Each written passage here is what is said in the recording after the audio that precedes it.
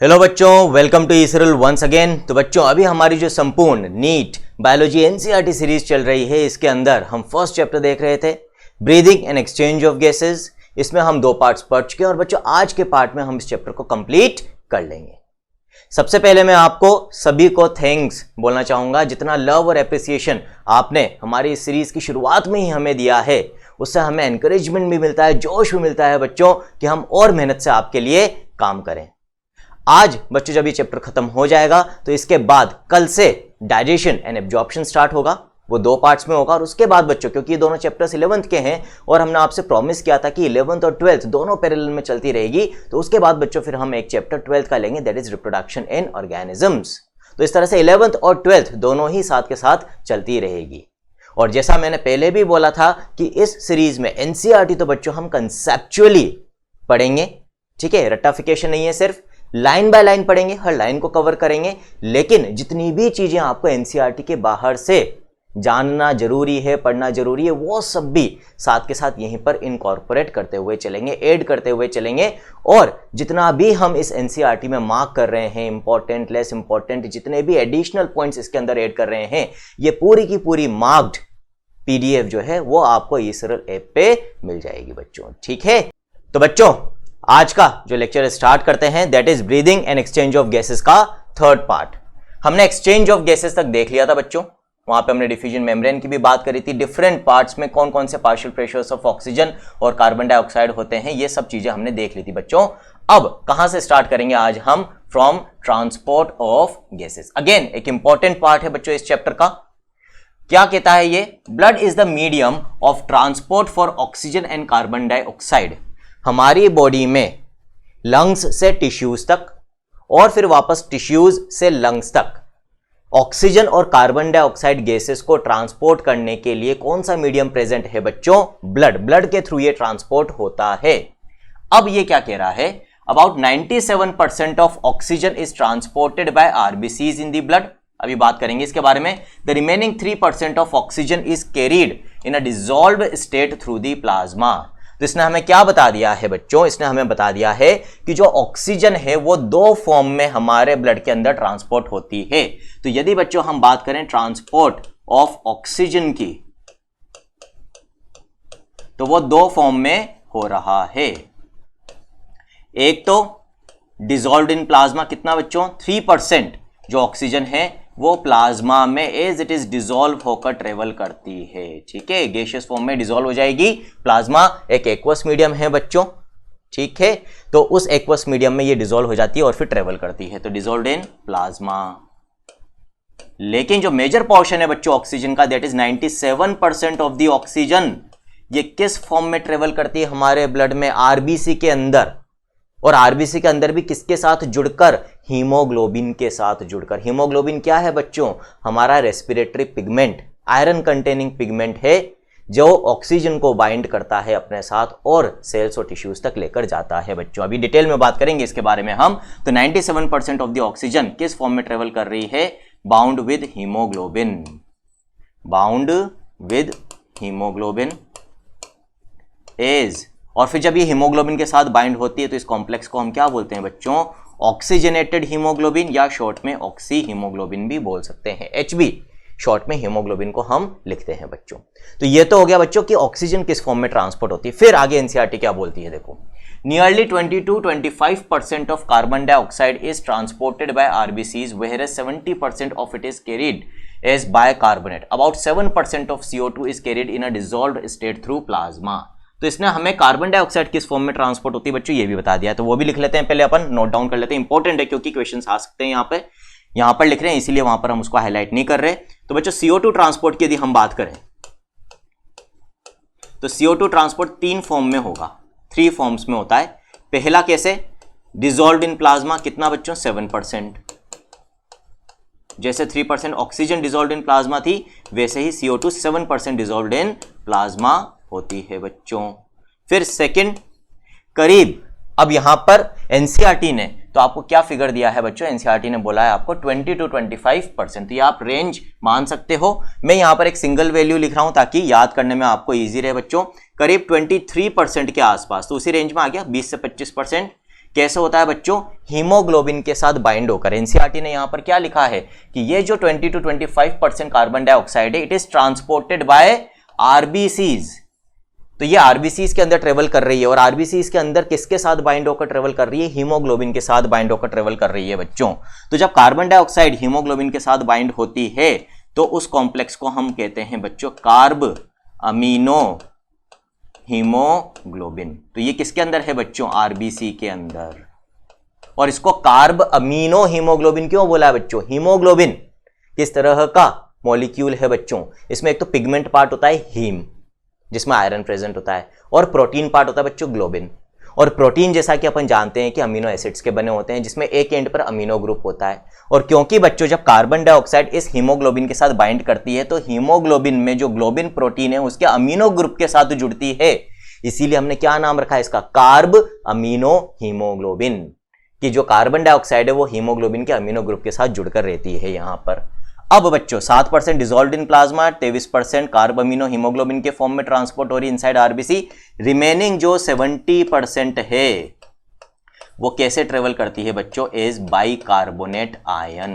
कैसे ट्रेवल करती है? As bicarbonate ion. और मेनली किसके अंदर होते हैं ये बाइकार्बोनेट आयन बच्चों? प्लाज्मा में, ना कि रेड ब्लड सेल्स के अंदर। ये बहुत इंपॉर्टेंट है और इसको अभी हम कंसेप्चुअली समझेंगे, इस तरह से समझेंगे कि लाइफ में कभी आप भूल नहीं सकते हो बच्चों, इसकी गारंटी मैं दे रहा हूं। ठीक, तो ये जो ट्रांसपोर्ट ऑफ गैसेस है ना बच्चों, ये तो एनसीईआरटी ने बस आपको इतना बता दिया कि भाई कितना कितना परसेंट कैसे कैसे ट्रांसपोर्ट होता है। लेकिन अब यदि इसको हमें समझना है, रटना नहीं है पहले बिना समझे, तो उसके लिए बच्चों बहुत इंपॉर्टेंट है दो इफेक्ट्स या फिनोमिनन को समझना। कौन कौन से? एक तो हेम्बर्गर फिनोमिनन, जिसको हम क्लोराइड शिफ्ट भी कहते हैं बच्चों, और दूसरा हेल्डेन इफेक्ट, ठीक है, जिसको हम रिवर्स क्लोराइड शिफ्ट भी कहते हैं। ठीक है, तो दोनों को बच्चों हम समझेंगे ड्रॉ करके और कंसेप्चुअली समझेंगे, ताकि फिर लाइफ में कभी कोई दिक्कत ना आए। ठीक बच्चों, तो समझते हैं। यहां पर अपने पास ब्लैंक शीट है जिसके ऊपर हम इन दोनों इफेक्ट्स को यानी कि फिनोमिनन को समझेंगे बच्चों। ठीक, तो बच्चों यहां पर हम बात कर रहे हैं अब दो फिनोमिनन की, हेम्बर्गर फिनोमिनन और हेल्डेन इफेक्ट। पहले हम बात करेंगे हेम्बर्गर फिनोमिनन की। ठीक है, तो हेम्बर्गर फिनोमिनन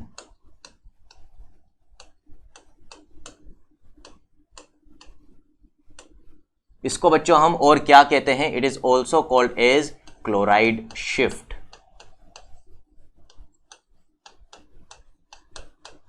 अब इसमें सबसे इंपॉर्टेंट चीज जो आपको याद रखनी है ना बच्चों, हेम्बर्गर फिनोमिनन और हेल्डेन इफेक्ट के अंदर, वो क्या है कि ये किस जगह पर होते हैं। तो बच्चों ये जो हेम्बर्गर फिनोमिनन है ना, it occurs at the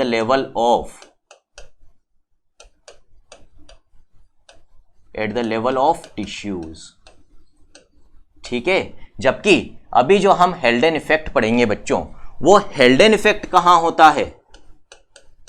हेल्डेन effect भी देखेंगे हम, कंपैरिजन करेंगे दोनों के बीच में बच्चों भी। हेल्डेन इफेक्ट जिसको हम एक और नाम देते हैं, that is reverse chloride shift.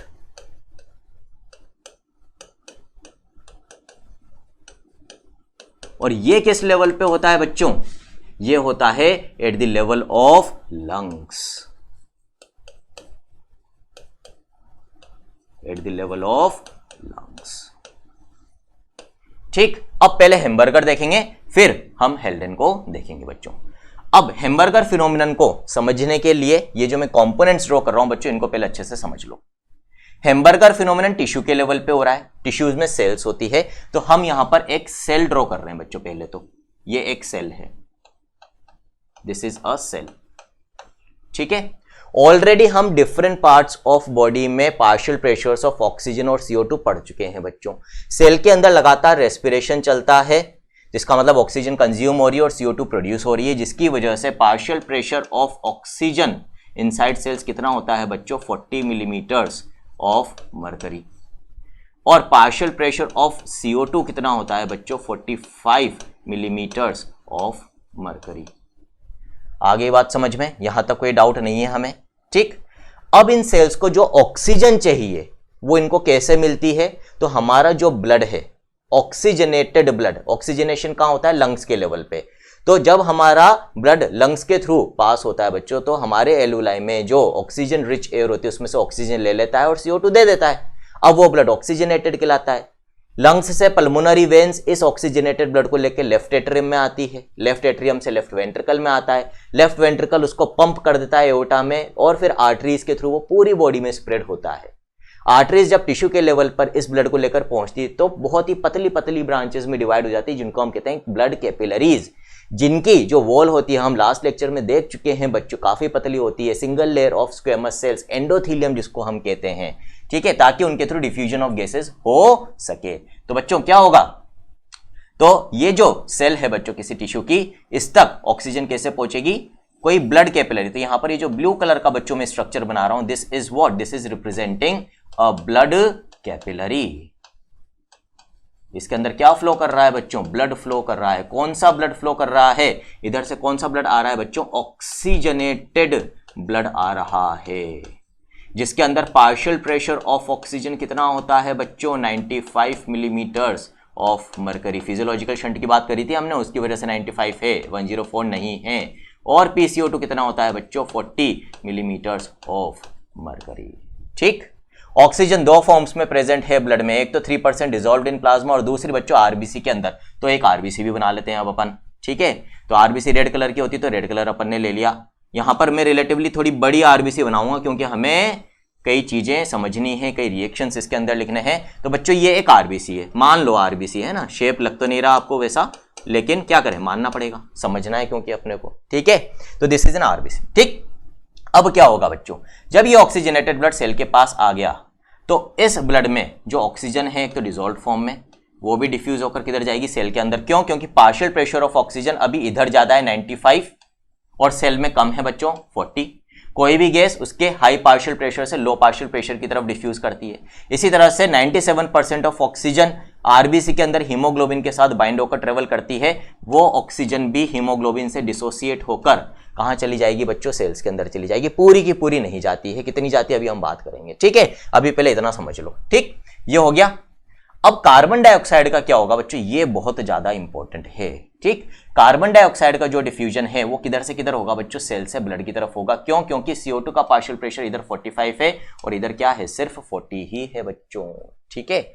अब ये जो CO2 इधर से इधर डिफ्यूज होगी बच्चों, इसके लिए अपन अलग कलर ले लेते हैं ताकि अंडरस्टैंडिंग में ईजी रहेगा अपने लिए। तो अब ये जो CO2 डिफ्यूज होगी बच्चों, ये CO2 मान लो यहां पर आ गई,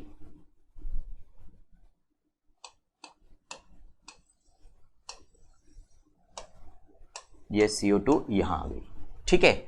अब ये जो CO2 है बच्चों, ये 3 फॉर्म में ट्रांसपोर्ट होती है ब्लड में, ऑलरेडी अपन ने देख लिया था, एनसीईआरटी ने बोला है अपने को कौन कौन से वो 3 फॉर्म्स हैं बच्चों। एक तो 7% तो डिसॉल्व हो जाएगी किसके अंदर बच्चों, प्लाज्मा के अंदर। तो ये जो CO2 आई सेल से अब इस ब्लड कैपिलरी के ब्लड के अंदर, इसमें से 7% तो बच्चों प्लाज्मा के अंदर डिसॉल्व हो गई, डिसॉल्व्ड इन प्लाज्मा, ठीक है। जब 7% डिसॉल्व हो गई तो कितनी बची बच्चों, 93%। और ये 93% CO2 किसके अंदर चली जाएगी, आरबीसी के अंदर चली जाएगी। अब इस 93% CO2 का क्या होगा बच्चों, ये जो 93% CO2 है इसमें से 23% CO2 किसके साथ जुड़ जाएगी, हीमोग्लोबिन के साथ, और क्या बनाएगी बच्चों, कार्ब अमीनो हीमोग्लोबिन। तो अभी हमने क्या बोला था कि जो 23% ऑफ CO2 है वो हीमोग्लोबिन के साथ बाइंड हो जाती है आरबीसी के अंदर, क्या बनाती है, कार्ब अमीनो हीमोग्लोबिन, और उस फॉर्म में ट्रेवल करती है।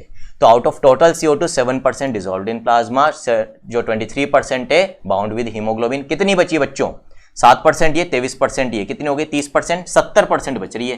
तो अब जो बच्चों 70% CO2 बची है ना, इसका क्या होगा, ये इस आरबीसी के साइटोप्लाज्म में प्रेजेंट वाटर के साथ रिएक्ट करेगी और एक एंजाइम बच्चों जिसका क्या नाम होता है, जिसका नाम होता है कार्बोनिक एनहाइड्रेज एंजाइम। यहां पे मैं शॉर्ट में लिख रहा हूं बच्चों C.A, क्या फुल फॉर्म है इसका, कार्बोनिक एनहाइड्रेज, फास्टेस्ट एंजाइम है बच्चों ये, ठीक है। इस रिएक्शन को कैटेलाइज करेगा यहां पर, कौन से रिएक्शन को, जो CO2 है वो वाटर के साथ कंबाइन होगी, क्या बनाएगी बच्चों यहाँ पर, ये बनाएगी H2CO3 कार्बोनिक एसिड। और फिर अगेन बच्चों इसी कार्बोनिक एनहाइड्रेस के प्रेजेंस में ये ब्रेक हो जाएगी किसमें, H प्लस और HCO3 minus, that is bicarbonate ion.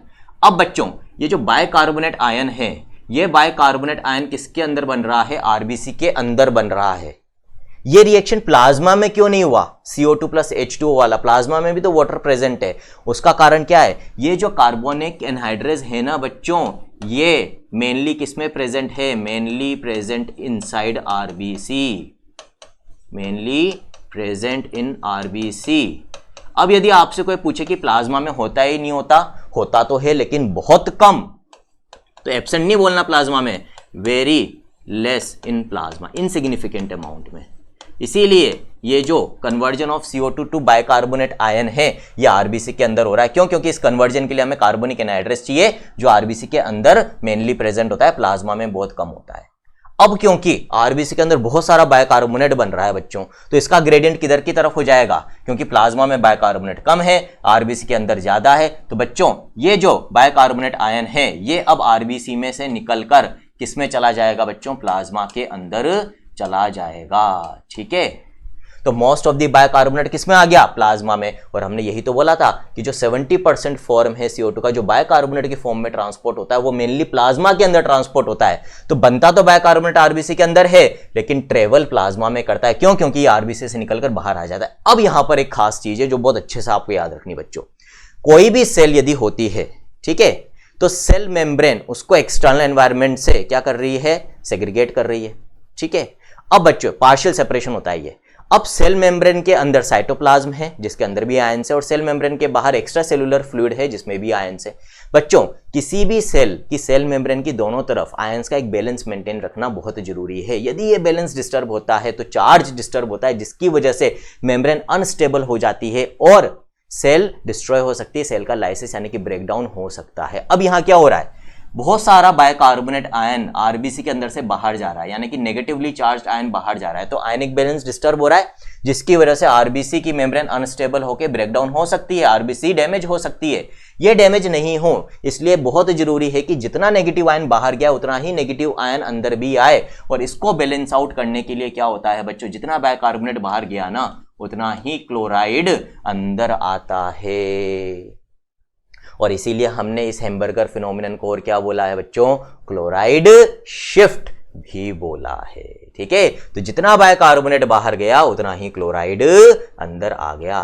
तो हैम्बर्गर फिनोमिनन या क्लोराइड शिफ्ट के थ्रू हमने क्या एक्सप्लेन कर दिया कि किस तरह से कार्बन डाइऑक्साइड अपने 3 फॉर्म्स में ट्रांसपोर्ट होती है, जिसमें से मेजर फॉर्म होता है बाइकार्बोनेट आयन 70% जो मेनली प्लाज्मा में ट्रेवल करता है, बनता आरबीसी के अंदर है because of the presence of carbonic anhydrase mainly inside RBC. ठीक है, लेकिन बनकर किस में आ जाता है, प्लाज्मा के अंदर आ जाता है।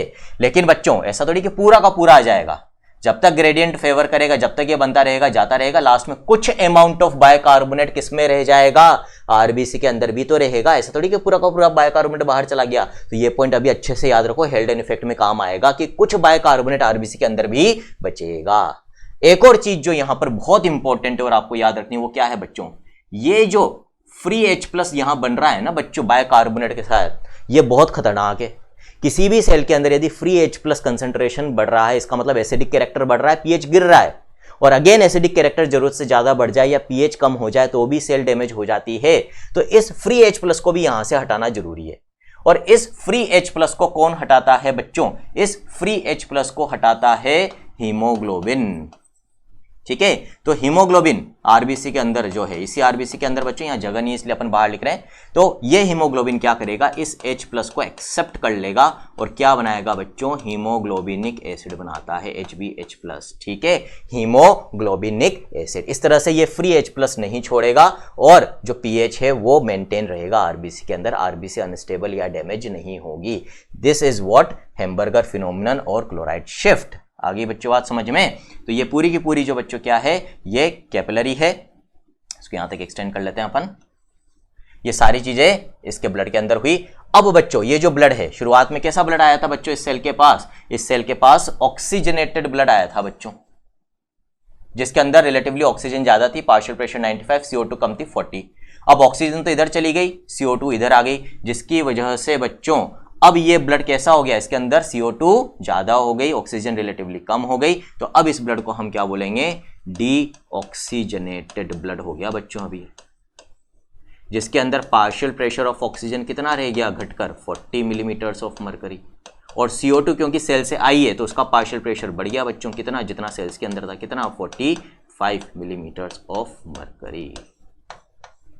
कैपिलरीज मिलकर क्या बनाती है बच्चों, अल्टीमेटली वेन्स बनाती है, और ये वेन्स हमारे सारी बॉडी के डीऑक्सीजनेटेड ब्लड को किस में लेकर जाता है, दो बड़ी वेन्स के अंदर, कौन कौन सी, इंफीरियर वेना केवा और सुपीरियर वेना केवा, और ये दोनों इस डीऑक्सीजनेटेड ब्लड को किस में लेकर जाती है, right atrium of the heart, वहां से राइट वेंट्रिकल में जाता है, राइट वेंट्रिकल से बच्चों पल्मोनरी आर्टरी निकलती है जो दो ब्रांचेस में डिवाइड होती है, राइट और लेफ्ट ब्रांच में, और ये दोनों ब्रांचेस इस डीऑक्सीजनेटेड ब्लड को अल्टीमेटली कहां लेकर जाती है बच्चों, लंग्स के पास लेकर जाती है, जहां पर एल्वेलाई में फ्रेश एयर यानी कि ऑक्सीजन रिच एयर भरी हुई होती है। तो अब हम किसकी बात करेंगे बच्चों, हम बात करेंगे हेल्डेन इफेक्ट और रिवर्स क्लोराइड शिफ्ट की। कहां हो रहा है, at the level of lungs हो रहा है, ठीक है।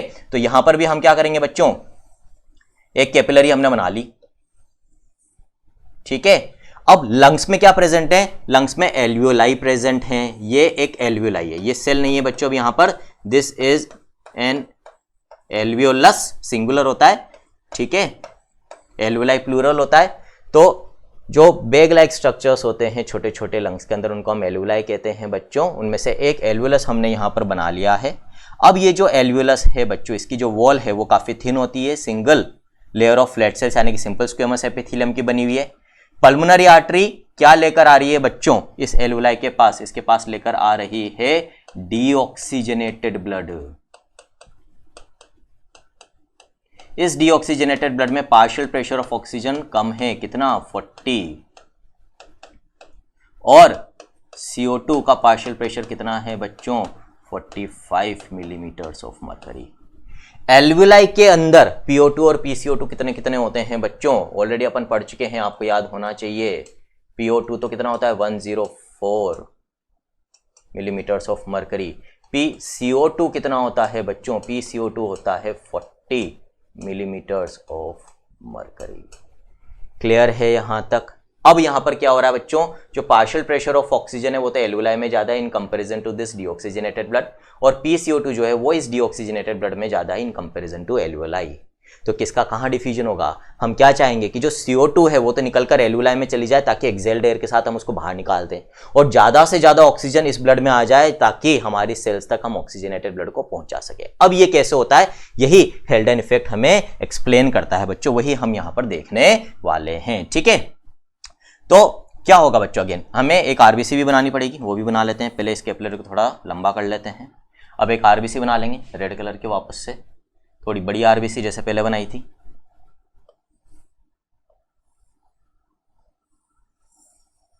ये बन गई अपनी RBC। So this is what, this is RBC, this is blood capillary, ठीक है बच्चों। डीऑक्सीजनेटेड ब्लड आया। अब ये जो डीऑक्सीजनेटेड ब्लड है इसके अंदर इधर से क्या आएगी बच्चों, इधर से आ जाएगी ऑक्सीजन, आ गई, क्यों, क्योंकि ऑक्सीजन का पार्शियल प्रेशर इधर जाता है। अब ये जो ऑक्सीजन इधर आई है इसमें से 3% का क्या होगा बच्चों, प्लाज्मा में डिसॉल्व हो जाएगी। देखा था अभी हमने, एनसीईआरटी ने बोला था, हो गई, कितनी बची, 97%, ठीक है भाई। तो अब ये जो 97% ऑक्सीजन बच रही है, ये 97% ऑक्सीजन किसके अंदर जाएगी बच्चों, RBC के अंदर जाएगी, आ गई। अब इस 97% ऑक्सीजन में से कुछ ऑक्सीजन क्या करेगी बच्चों, ध्यान से देखना। अब यहां पर कुछ ऑक्सीजन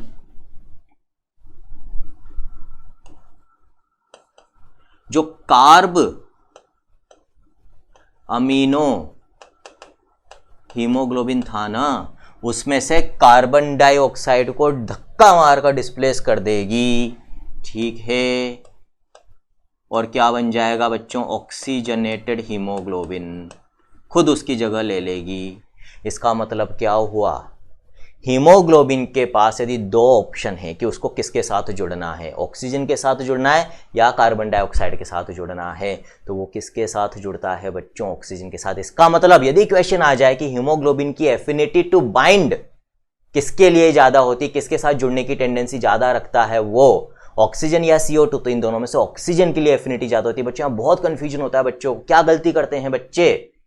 क्वेश्चन जब ये आता है कि हाँ कि भाई हीमोग्लोबिन की एफिनिटी किसके लिए ज्यादा है, तो बच्चे क्या कर देते हैं कि CO2 के लिए ज्यादा है। क्यों कर देते हैं, उनको क्या याद रहता है, वो वाला पॉइंट जो अभी हमने लास्ट लेक्चर में पढ़ा था कि solubility of CO2 is 20 to 25 times higher than oxygen. बच्चों वो सोल्यूबिलिटी थी जिसकी वजह से डिफ्यूजन ज्यादा होता है CO2 का ऑक्सीजन के कंपैरिजन में, बाइंडिंग टेंडेंसी विद हीमोग्लोबिन नहीं थी, दोनों अलग अलग चीजें हैं।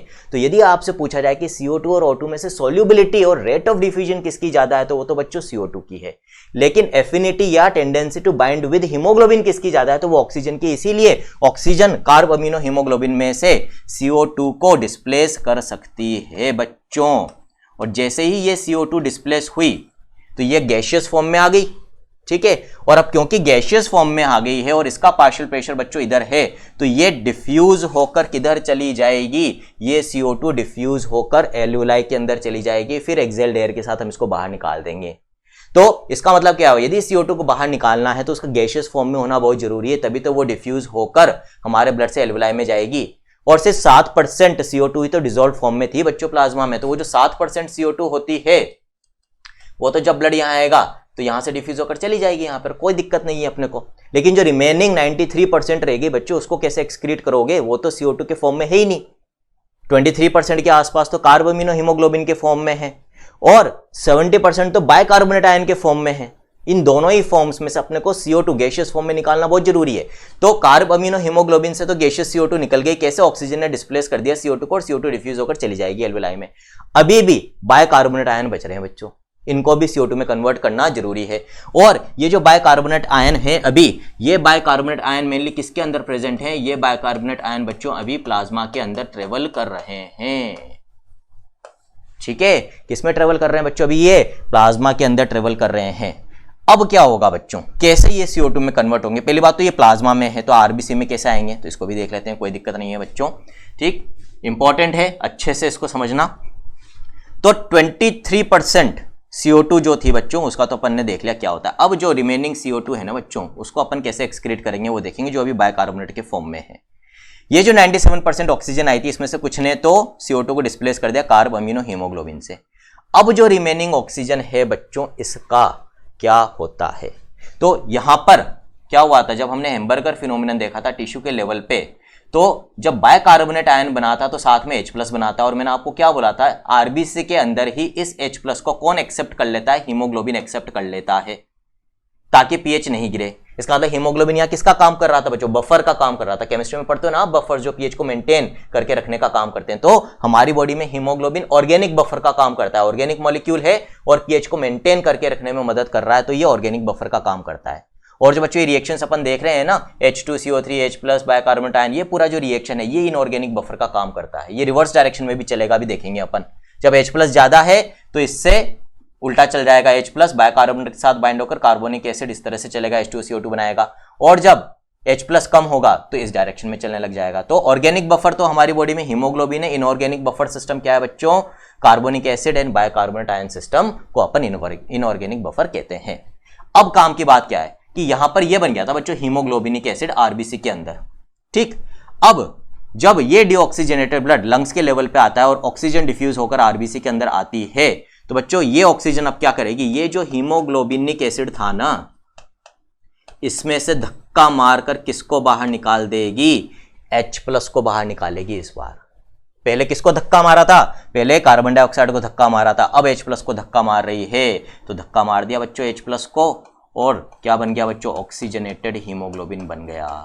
तो ऑक्सीजन हो गई हीमोग्लोबिन के साथ बाइंड, यहां पर भी हो गई, यहां पर भी हो गई। और अपन ने बोला था 97% ऑफ ऑक्सीजन ट्रेवल्स कैसे, in bound form with haemoglobin as oxy haemoglobin. तो एक तो अपन ने ऑक्सी हीमोग्लोबिन का फॉर्मेशन कैसे होता है वो देख लिया।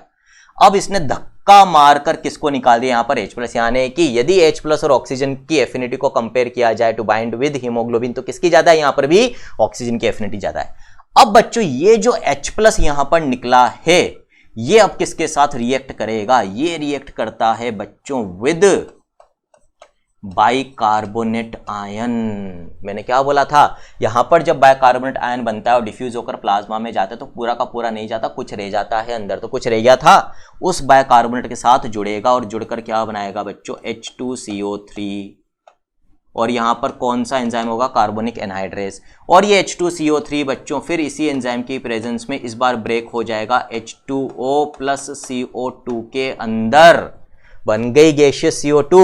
और ये यहाँ पर जो CO2 बन गई है ना बच्चों, ये CO2 डिफ्यूज होकर कहाँ चली जाएगी, एलुलाई के अंदर, जो कि हम चाहते थे। ठीक है, एक्सक्रीशन हो गया यहाँ पर CO2 का बच्चों। अब ये जो CO2 एक्सक्रीट हो गई, तो अब क्या हो गया बच्चों, जो RBC के अंदर बाइकार्बोनेट आयन था ना, वो तो यूटिलाइज हो गया, उसके साथ H प्लस जुड़ा और CO2 बन गई। पहले कार्बोनिक एसिड बना, फिर H2O प्लस CO2 बन गया। ठीक, अब इसका मतलब RBC के अंदर जो बाइकार्बोनेट था वो तो खत्म हो गया, लेकिन प्लाज्मा में तो अभी बहुत सारा है। तो अब इसका ग्रेडियंट किधर से किधर की तरफ हो गया, अब क्योंकि प्लाज्मा में बहुत सारा है, RBC का खत्म हो गया है, तो ये बाइकार्बोनेट किधर से किधर जाएगा बच्चों, ये बाइकार्बोनेट अब प्लाज्मा से अंदर की तरफ जाएगा। ठीक है, और ये अंदर जा जाकर क्या होगा बच्चों, इस H प्लस के साथ जुड़ता जाएगा, जो अभी रिएक्शन हुआ। तो अब बाइकार्बोनेट प्लाज्मा में से RBC में जाएगा, H प्लस के साथ जुड़ेगा, कार्बोनिक एसिड बनाएगा, वो ब्रेक होगा H2O और CO2 के अंदर। सेम एंजाइम काम में आ रहा है, दैट इज कार्बोनिक एनहाइड्रेज। क्योंकि RBC के अंदर ही होता है कार्बोनिक एनहाइड्रेज, तो अगेन ये जरूरी है कि बाइकार्बोनेट अंदर जाए, तभी तो ये रिएक्शन होगा ना बच्चों, क्योंकि कार्बोनिक एनहाइड्रेज चाहिए इस रिएक्शन के लिए। इस तरह से यहां पर जो CO2 बाइकार्बोनेट में कन्वर्ट होकर बाहर आई थी, वो CO2 अब वापस से प्रोड्यूस हो रही है इनसाइड RBC, बाइकार्बोनेट वापस से RBC में चला गया है और इस तरह से CO2 एक्सक्रीट होगी। और इस बार जितना बाइकार्बोनेट अंदर जाएगा ना बच्चों, उतना ही क्लोराइड बाहर आ जाएगा वापस। तो क्लोराइड का लेवल भी मेंटेन रहा, एक जगह अंदर जा रहा था, जितना अंदर गया अब लंग्स के लेवल पे आ गया, उतना ही वापस से प्लाज्मा में आ गया। ये साइकिल बार बार चलती रहेगी। इस तरह से बाइकार्बोनेट और क्लोराइड का लेवल भी मेंटेन रहता है, हमारी बॉडी में डिस्टर्ब नहीं होता। क्योंकि यहां पर जो क्लोराइड के मूवमेंट का डायरेक्शन था बच्चों, यहां पर कहां था, प्लाज्मा से RBC के अंदर। अब यहां उल्टा है, RBC से प्लाज्मा में क्लोराइड आ रहा है। इसी कारण से बच्चों अपन हेल्डेन इफेक्ट को और क्या नाम देते हैं, रिवर्स क्लोराइड शिफ्ट। और हेल्डेन इफेक्ट एक्चुअली कह क्या रहा है आपको, देखो यहां पर जितनी भी चीजें हुई, ये CO2 क्यों एक्सक्रीट हो पाई बच्चों, क्यों, क्योंकि सबसे पहले ऑक्सीजन अंदर आई थी और इस ऑक्सीजन ने हीमोग्लोबिनिक एसिड में से H प्लस को डिस्प्लेस किया, तभी तो बाइकार्बोनेट CO2 में कन्वर्ट हुआ और एक्सक्रीट हुआ। इसी ऑक्सीजन ने कार्बोमिनो हीमोग्लोबिन में से CO2 को डिस्प्लेस किया, तभी तो CO2 एक्सक्रीट हुई।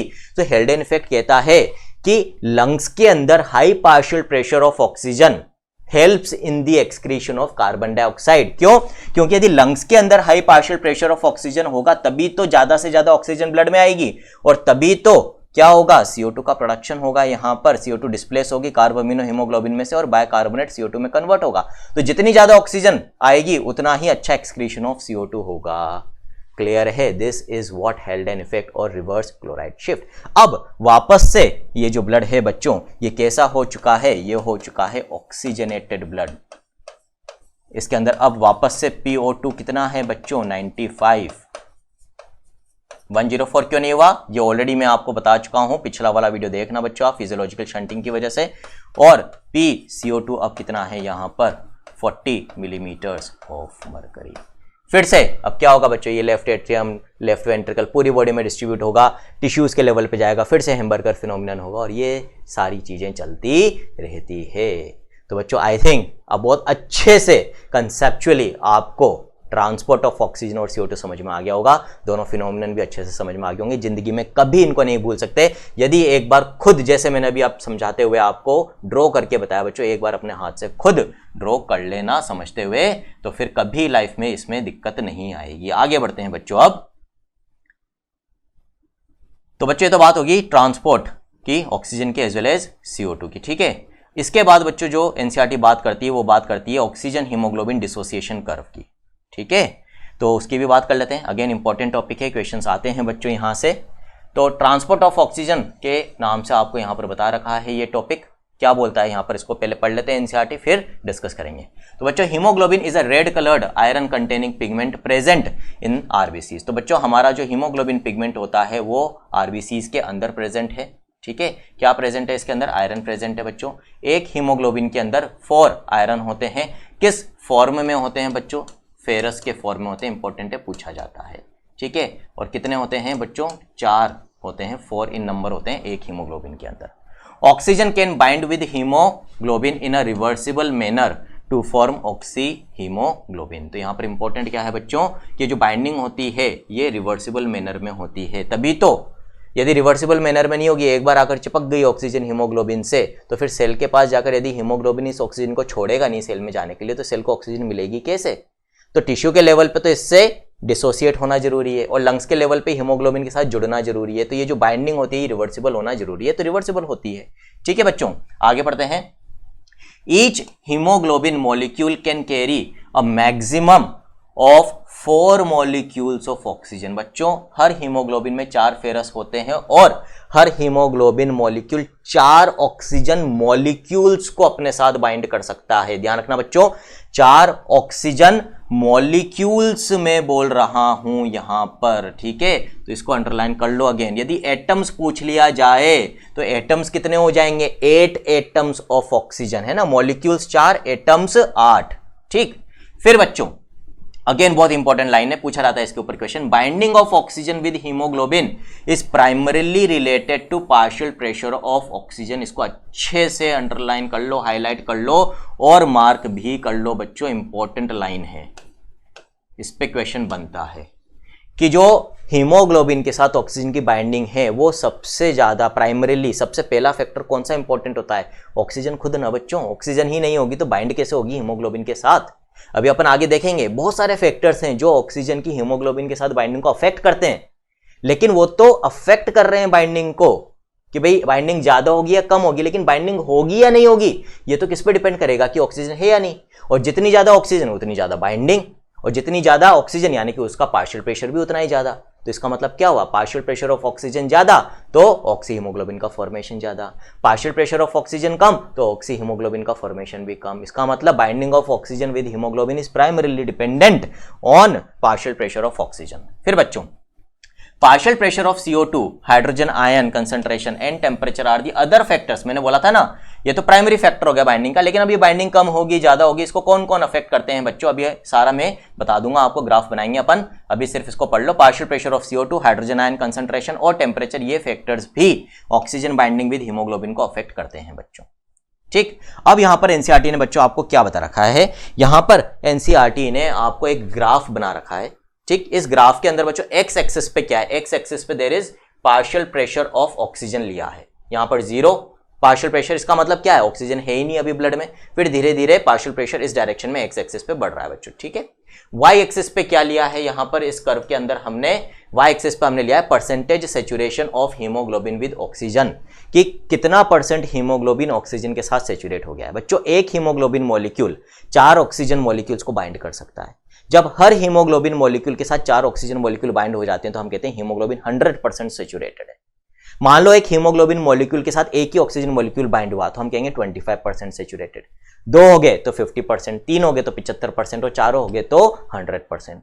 फिर हमारे ब्लड में जितना भी हीमोग्लोबिन है उसके साथ सारे हीमोग्लोबिन मॉलिक्यूल्स के साथ 4 ऑक्सीजन मॉलिक्यूल बाइंड हो जाएंगे तो हम कहेंगे हमारे ब्लड में जितना भी हीमोग्लोबिन था वो 100% सेचुरेटेड हो गया है। तो वाई एक्सिस पे अपन ने हीमोग्लोबिन सेचुरेशन विद ऑक्सीजन को डिनोट कर रखा है, यहां पर ये 100% हो रहा है बच्चों। आगे बात समझ में। अब इस कर्व को पहले अच्छे से समझ लो, ठीक। ये जो कर्व है बच्चों इसका शेप कैसा दिख रहा है आपको? इसका शेप आपको दिख रहा है सिग्मोइड, एस शेप इसको हम बोलते हैं बच्चों, या सिग्मोइड शेप भी बोलते हैं। और क्वेश्चन क्या आता है कि ये शेप सिग्मोइड होता क्यों है? तो बच्चों यहां पर भी एक बहुत ही इंटरेस्टिंग फिनोमिना है। होता क्या है? हीमोग्लोबिन जब ऑक्सीजन के साथ बाइंड होना चालू होता है, देखो शुरुआत में क्या है, यहां पर ऑक्सीजन का पार्शियल प्रेशर 0 यानी कि अभी मीडियम में हमारे ब्लड में ऑक्सीजन नहीं है, इसको ऐसे समझेंगे हम। अब क्या हुआ, हमने धीरे धीरे ऑक्सीजन का पार्शियल प्रेशर बढ़ाना चालू करा कि अब हमारे ब्लड के अंदर ऑक्सीजन आ रही है। जैसे जैसे हमारे ब्लड में ऑक्सीजन आएगी उसमें से 3% तो प्लाज्मा में डिसॉल्व हो जाती है, जो बहुत इनसिग्निफिकेंट अमाउंट है, मतलब मेजर अमाउंट तो बच्चों आरबीसी के अंदर चला जाता है जो हीमोग्लोबिन के साथ बाइंड होता है। तो अभी हम ये मान के चल रहे हैं कि सारी ऑक्सीजन हीमोग्लोबिन के साथ ही बाइंड हो रही है। तो अब जैसे जैसे आरबीसी के अंदर ऑक्सीजन जाती जाएगी वैसे वैसे अब हीमोग्लोबिन के साथ बाइंड होगी, इसका मतलब उसका सेचुरेशन बढ़ता जाएगा। लेकिन यहां पर क्या हो रहा है बच्चों, शुरुआत में थोड़ा सा समय लग रहा है ना, यहां पर यहां से लेकर यहां तक यदि अपन स्लोप देखें तो रिलेटिवली उतनी खड़ी नहीं है, थोड़ी सी आड़ी है, कम स्टीप है। ऐसा क्यों हो रहा है बच्चों? जब किसी हीमोग्लोबिन मॉलिक्यूल के साथ एक भी ऑक्सीजन मॉलिक्यूल नहीं जुड़ा हुआ है, ध्यान से सुनना, जब किसी हीमोग्लोबिन मॉलिक्यूल के साथ एक भी ऑक्सीजन मॉलिक्यूल नहीं जुड़ा हुआ होता है तो उसकी affinity to bind oxygen relatively कम होती है बच्चों। यानी कि जो पहला ऑक्सीजन मॉलिक्यूल है वो हीमोग्लोबिन के साथ इतनी आसानी से नहीं जुड़ेगा, थोड़ी सी दिक्कत आएगी, समय लेगा, ठीक है। लेकिन जब पहला जुड़ जाएगा तो वो क्या करेगा, दूसरे ऑक्सीजन मॉलिक्यूल की बाइंडिंग को थोड़ा फास्ट कर देगा, इजी कर देगा, तो दूसरा थोड़ा और तेजी से, जब दो जुड़ गए तो तीसरा और तेजी से जुड़ेगा, और जब तीन जुड़ गए तो चौथा और भी तेजी से जुड़ेगा, ठीक है।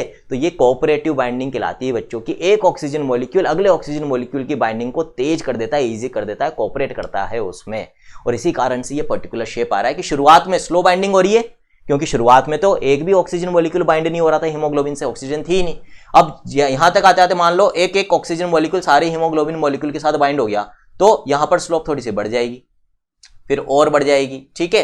तो यहां पर आप देख सकते हो बच्चों, यहां पर जो 20 millimetres of mercury partial pressure में चेंज हुआ था उसमें ऑलमोस्ट सिर्फ 20% सेचुरेशन ही हुआ, ठीक है। लेकिन अब यहां पर अगले 20 मिलीमीटर मर्करी जब चेंज हुआ बच्चों तो उसमें ऑलमोस्ट 75% सेचुरेशन हो गया है ना। तो यहां पर क्या हो रहा है, शुरुआत में पार्शियल प्रेशर में चेंज ज्यादा है, मतलब हम ऑक्सीजन तो ज्यादा दे रहे हैं लेकिन फिर भी सेचुरेशन कम हो रहा है, क्यों? क्योंकि शुरुआत में एफिनिटी कम थी।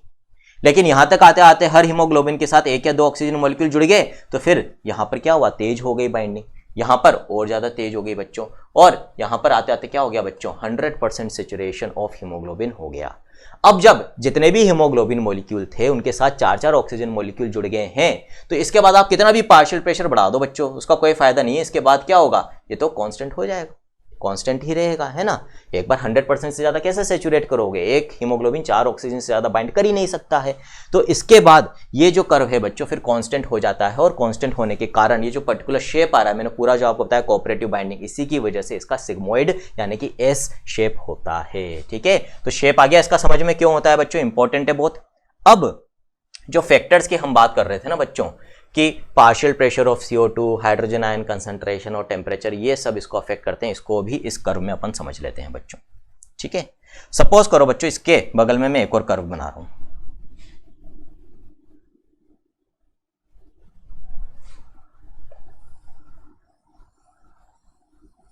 ये एक और कर्व मैंने बना दिया बच्चों, ठीक है। अब इस कर्व में भी अल्टीमेटली क्या हो रहा है बच्चों, 100% सेचुरेशन हो रहा है हीमोग्लोबिन का, ठीक है। लेकिन यहां पर क्या हो रहा है बच्चों, यदि मैं कोई एक पर्टिकुलर पार्शियल प्रेशर की बात करूं, कोई भी एक पर्टिकुलर पार्शियल प्रेशर ले लेते हैं बच्चों अपन यहां पर, ठीक है। मान लो अपन ने ले लिया ये 40 मिलीमीटर्स ऑफ मर्करी।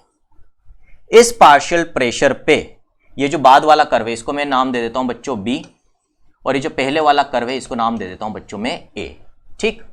जो बाद वाला कर्व है बच्चों, इस पे इस 40 millimetres mercury of oxygen partial pressure जब है, उस पे कितना हीमोग्लोबिन सेचुरेट हो रहा है बच्चों, ऑलमोस्ट 30%, ठीक है। लेकिन same partial pressure of oxygen पे यदि मैं एक कर्व की बात करूं तो ये कितना सेचुरेटेड है बच्चों, नियरली 75% सेचुरेटेड। इसका मतलब क्या है, अब इसको उल्टे वे में समझो बच्चों, टिश्यू लेवल पे समझो कि अभी ब्लड कहां है बच्चों, टिश्यू के लेवल पे। जब ब्लड टिश्यू के लेवल पे होता है तो वहां पर हम क्या चाहेंगे, आप क्या चाहोगे कि जो हीमोग्लोबिन है वो अपने साथ ऑक्सीजन को जोड़ के ही रखे, या जो वो ऑक्सीजन लाया था उसको सेल्स को रिलीज कर दे, ताकि सेल्स उस ऑक्सीजन को यूटिलाइज करके एनर्जी प्रोड्यूस कर सके, काम कर सके। तो यही तो चाहोगे कि हीमोग्लोबिन ऑक्सीजन को रिलीज कर दे at the level of tissues और सेल्स। अब यदि इस समय ब्लड टिश्यू के लेवल पे है तो बच्चों ये वाला यदि कर्व फॉलो हो रहा है, हीमोग्लोबिन इस कर्व को फॉलो कर रहा है, बी वाले कर्व को, तो इसका मतलब क्या होगा, इस पॉइंट ऑफ टाइम पे ये जो हीमोग्लोबिन है, ये जो ब्लड है इस समय, इस ब्लड में जो हीमोग्लोबिन है उसके पास 30% ऑक्सीजन है, क्योंकि वो कितना सेचुरेटेड है, 30%। इसका मतलब 70% वो रिलीज कर चुका है, सेल्स को दे चुका है। लेकिन यदि मान लो एट द सेम टाइम ये जो ब्लड है ये कौन सा कर्व फॉलो कर रहा है, ए कर्व को फॉलो कर रहा है, तो इस समय इस ब्लड में जो हीमोग्लोबिन होगा उसने खुद के साथ 75% ऑक्सीजन रख रखी, यानी कि सेल्स को सिर्फ कितनी दी है, 25%। इसका मतलब बच्चों आप क्या चाहोगे कि जब ब्लड सेल्स के पास पहुंचता है तो कौन सा कर्व फॉलो होना चाहिए, बी वाला या ए वाला, यस, बी वाला। ठीक है, मतलब हीमोग्लोबिन की ऑक्सीजन को रिलीज करने की टेंडेंसी ज्यादा हो जानी चाहिए सेल्स के लेवल पे। तो बच्चों जो बी वाला कर्व है वो ए वाले कर्व के राइट में है या लेफ्ट में है? राइट में है। तो इसको हम क्या बोलते हैं बच्चों? Right shift of the oxygen haemoglobin dissociation curve. ये क्या है बच्चों? Oxygen haemoglobin dissociation curve. तो टिश्यूज के लेवल पे राइट शिफ्ट होता है। क्यों होता है अब यहां पर देख लेते हैं बच्चों। तो जितने भी फैक्टर्स बच्चों राइट शिफ्ट करते हैं उनको आप कैसे याद रखोगे? देखो, टिश्यू के लेवल पे राइट शिफ्ट क्यों जरूरी है? क्योंकि टिश्यू के लेवल पे ऑक्सीजन चाहिए, और जब भी टिश्यू के लेवल पे ऑक्सीजन रिक्वायरमेंट बढ़ेगी तो ये राइट शिफ्ट होगा। अब ऐसी कौन सी एक्टिविटी है जो टिश्यू के लेवल पे ऑक्सीजन रिक्वायरमेंट बढ़ाती है? उसके लिए आप बहुत इजीली याद रख सकते हो बच्चों, एक्सरसाइज। सब करते हो? नहीं करते हो तो करनी चाहिए। ठीक है, पढ़ाई के साथ 10-15 मिनट तो बच्चों रोजाना निकालने ही चाहिए, है ना। अभी आप स्टूडेंट हो, बहुत ज्यादा समय नहीं देना एक्सरसाइज को, बहुत हैवी एक्सरसाइजेज नहीं करनी, लेकिन थोड़ी बहुत जरूर करा करो। ठीक, मैं अपनी स्टूडेंट लाइफ से लगातार अभी तक एक्सरसाइज करता हूं बच्चों। ठीक, अब एक्सरसाइज में क्या क्या चेंजेस होते हैं बच्चों? जब हम एक्सरसाइज करते हैं तो हमारी बॉडी का टेम्परेचर बढ़ता है या घटता है? बढ़ता है। तो वो क्या करेगा? Right shift. तो राइट शिफ्ट के लिए जो फैक्टर्स रेस्पॉन्सिबल हैं बच्चों, उनमें कौन कौन से आ जाएंगे उनको अपन नोट डाउन कर लेते हैं। तो राइट शिफ्ट के लिए बच्चों सबसे पहला फैक्टर है इंक्रीज इन टेम्परेचर। टेम्परेचर बढ़ेगा तो राइट शिफ्ट होगा, हीमोग्लोबिन की ऑक्सीजन को रिलीज करने की टेंडेंसी बढ़ जाएगी। दूसरा फैक्टर बच्चों, जब हम एक्सरसाइज करते हैं तो रेस्पिरेशन का प्रोसेस ज्यादा होगा, ब्रीदिंग रेट भी बढ़ जाती है बच्चों। इसका मतलब सेल्स के अंदर ऑक्सीजन ज्यादा यूज होगी और CO2 ज्यादा प्रोड्यूस होगी। तो इसका मतलब ऑक्सीजन का पार्शियल प्रेशर तो कम होगा क्योंकि ऑक्सीजन यूज हो रही है, और CO2 का पार्शियल प्रेशर बढ़ेगा। ठीक है, तो इंक्रीज्ड PCO2 और decreased partial pressure of oxygen. चौथा फैक्टर, जब हम एक्सरसाइज करते हैं बच्चों तो हमारी मसल्स के अंदर लैक्टिक एसिड का अक्यूमुलेशन भी होता है, और जब लैक्टिक एसिड का अक्यूमुलेशन होता है इसका मतलब एसिडिक कैरेक्टर बढ़ रहा है, यानी कि पीएच कम हो रहा है, और पीएच कम हो रहा है इसका मतलब H+ कंसंट्रेशन बढ़ रहा है। तो फोर्थ फैक्टर क्या हो गया बच्चों? डिक्रीज्ड पीएच, या हम इसको कह सकते हैं इंक्रीज्ड H+ कंसंट्रेशन। और पांचवा फैक्टर, लास्ट फैक्टर जो आपको याद रखना है, जो यूजुअली आपको याद नहीं रहता है या कंफ्यूज हो जाते हैं और कई जगह आपको पढ़ाया भी नहीं जाता है, वो है बच्चों 2,3-DPG, क्योंकि ये पूछा जाता है। ठीक है, तो बच्चों 1,3-DPG तो आप पढ़ते हो ग्लाइकोलाइसिस में, रेस्पिरेशन वाले चैप्टर में पढ़ते हो आप। तो जब एनारोबिक रेस्पिरेशन होता है तो ये DPG प्रोड्यूस होता है। ठीक है, ये आइसोमरी है उस 1,3-DPG का, सिर्फ फॉस्फेट की लोकेशन चेंज हो गई, फर्स्ट की जगह सेकंड कार्बन है यहां पर। ठीक है बच्चों, तो इसको कैसे याद रखोगे आप कि जब हम एक्सरसाइज करेंगे तो पहले मसल्स क्या करती है? एरोबिक रेस्पिरेशन, जब तक ऑक्सीजन है, लेकिन जब ऑक्सीजन नहीं होती तो एनारोबिक भी करने लग जाती है, जिसकी वजह से तो लैक्टिक एसिड बनता है बच्चों फिर। और एनारोबिक रेस्पिरेशन ज्यादा होगा, इसका मतलब तो एनारोबिक रेस्पिरेशन में प्रोड्यूस होने वाले इंटरमीडिएट्स भी ज्यादा बनेंगे। इसका मतलब जब हम एक्सरसाइज करेंगे तो इसका मतलब क्या है बच्चों? जब हम एक्सरसाइज करेंगे तो 2,3-DPG ज्यादा होगा या कम होगा? ज्यादा होगा ना। तो जब 2,3-DPG ज्यादा होता है तो भी राइटवर्ड शिफ्ट होता है। तो बच्चे बहुत बहुत बहुत इंपॉर्टेंट है। These are the factors responsible for the rightward shift of the oxygen haemoglobin dissociation curve. ठीक है, लंग्स के लेवल पे आप क्या चाहोगे बच्चों? लंग्स के लेवल पे हम चाहेंगे कौन सा shift? Left shift of the curve. क्यों? अब सेम जैसे मैंने यहां पर पार्शियल प्रेशर से कंपेयर किया था, तो आप देख रहे हैं बच्चों, ए वाले कर्व की टेंडेंसी क्या है? ऑक्सीजन को बाइंड करने की, और ये टेंडेंसी हम कहां चाहेंगे? लंग्स के लेवल पे। क्यों? क्योंकि वहां पर हम चाहेंगे कि ब्लड में जो हीमोग्लोबिन है, डीऑक्सीजनेटेड ब्लड पहुंचाए लंग्स के पास ऑक्सीजनेशन के लिए। एलुलाई से जो भी ऑक्सीजन आ रही है उसको पकड़ पकड़ के बाइंड कर ले, छोड़े नहीं। तो लंग्स के लेवल पे तो हीमोग्लोबिन की बाइंडिंग टेंडेंसी ज्यादा होनी चाहिए, यानी कि जो टेंडेंसी ए कर्व में थी, और टिश्यू के लेवल पे रिलीजिंग टेंडेंसी ज्यादा होनी चाहिए जो कि राइट वाले यानी कि बी कर्व में थी बच्चों। तो जब हम लंग्स के लेवल पे जाएंगे तो वहां पर ये कर्व किधर की तरफ शिफ्ट हो जाता है बच्चों? लेफ्ट की तरफ शिफ्ट हो जाता है। और फैक्टर्स कौन से होंगे लेफ्ट शिफ्ट करने वाले? इनके जस्ट अपोजिट। टेम्परेचर कम हो तो बच्चों लंग्स के लेवल पे ऑक्सीजन ज्यादा होती है, CO2 कम होती है। ठीक है, तो PCO2 कम, ऑक्सीजन ज्यादा, पीएच ज्यादा, H+ कंसंट्रेशन कम, और 2,3-DPG कम। ये सब रेस्पॉन्सिबल होते हैं for the leftward shift of the oxygen haemoglobin dissociation curve. ठीक है, अब एक और क्वेश्चन जो बच्चों ऑक्सीजन हीमोग्लोबिन डिसोसिएशन कर्व में बनता है वो क्या है? यहीं पर ही उसको हम समझ लेते हैं। आप ये समझ लो अभी थोड़ी देर के लिए बच्चों कि ये जो ए कर्व है, ये कर्व किसका है? फीटस के ब्लड में जो हीमोग्लोबिन होता है उसका। किसका? फीटस के ब्लड में। फीटस क्या होता है? जब बेबी मदर की यूट्रस में डेवलप हो रहा होता है तो बिफोर बर्थ बच्चों हम उसको फीटस कहते हैं। 8 वीक तक एम्ब्रियो कहते हैं, 8 वीक से लेकर बर्थ तक उसको हम फीटस कहते हैं, बर्थ से लेकर 1 साल तक इन्फेंट कहते हैं। फीटल लाइफ में जब बेबी अभी मदर की यूट्रस में डेवलप हो रहा है तब उसमें भी तो ब्लड होता है ना, लेकिन उसमें जो ब्लड होता है बच्चों, तो अभी हम इस ए को क्या मान लेते हैं? फीटल हीमोग्लोबिन का कर्व। तो फीटस में जो ब्लड होता है उसमें जो हीमोग्लोबिन होता है बच्चों, उसमें जो चेन्स होती है वो कौन कौन सी होती है? 2 अल्फा और 2 गामा चेन्स होती है बच्चों। ठीक है, ये आप पढ़ते हैं बायोमोलिक्यूल्स के अंदर। मैं आपको अभी थोड़ा सा बता देता हूं बच्चों। हमारे में अडल्ट्स में जो हीमोग्लोबिन है, अडल्ट हीमोग्लोबिन की बात कर लेते हैं, यहां लिख लेते हैं बच्चों अपन। जो अडल्ट हीमोग्लोबिन है, अडल्ट हीमोग्लोबिन के अंदर भी 4 पॉलीपेप्टाइड चेन्स होती है बच्चों। ठीक है, प्रोटीन है एक तरह से हीमोग्लोबिन, ग्लोबिन पार्ट प्रोटीन है इसके अंदर। तो हमारे अंदर 2 तो अल्फा चेन्स है और 2 बीटा चेन्स है बच्चों। ठीक है, 2 अल्फा और 2 बीटा।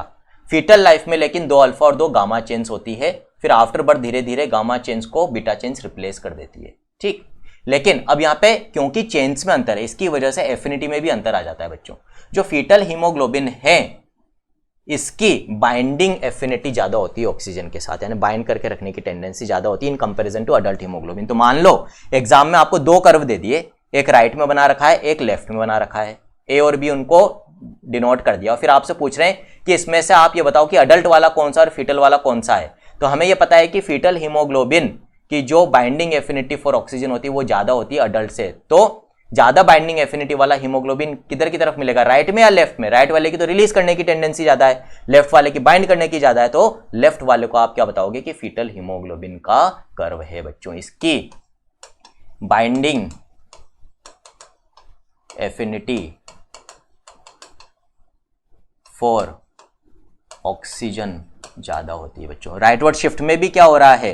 राइटवर्ड शिफ्ट में तो बाइंडिंग एफिनिटी कम हो रही है, और लेफ्टवर्ड शिफ्ट में क्या होता है बच्चों? बाइंडिंग एफिनिटी बढ़ रही है। तो इसको भी अपन यहां नोट कर लेते हैं बच्चों। इंपॉर्टेंट है कि जब राइट शिफ्ट होगा, ये पूछा जाता है आपसे कि जब राइट शिफ्ट होता है तो जो binding affinity of haemoglobin for oxygen है वो कम हो रही है, ज्यादा? कम हो रही है, तभी तो वो रिलीज कर पा रहा है। तो यहां पर there will be decreased oxygen binding affinity.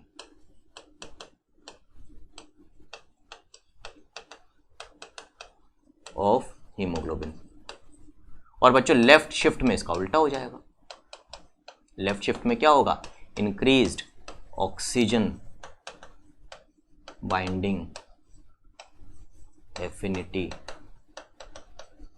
Of haemoglobin. तो बच्चों ऑक्सीजन हीमोग्लोबिन डिसोसिएशन कर्व से आपसे जो जो क्वेश्चंस पूछे जा सकते हैं वो सब मैंने आपको यहां पर समझा दिए हैं, बता दिए हैं। अब एक बार एनसीईआरटी क्या कहती है ये भी देख लेते हैं बच्चों।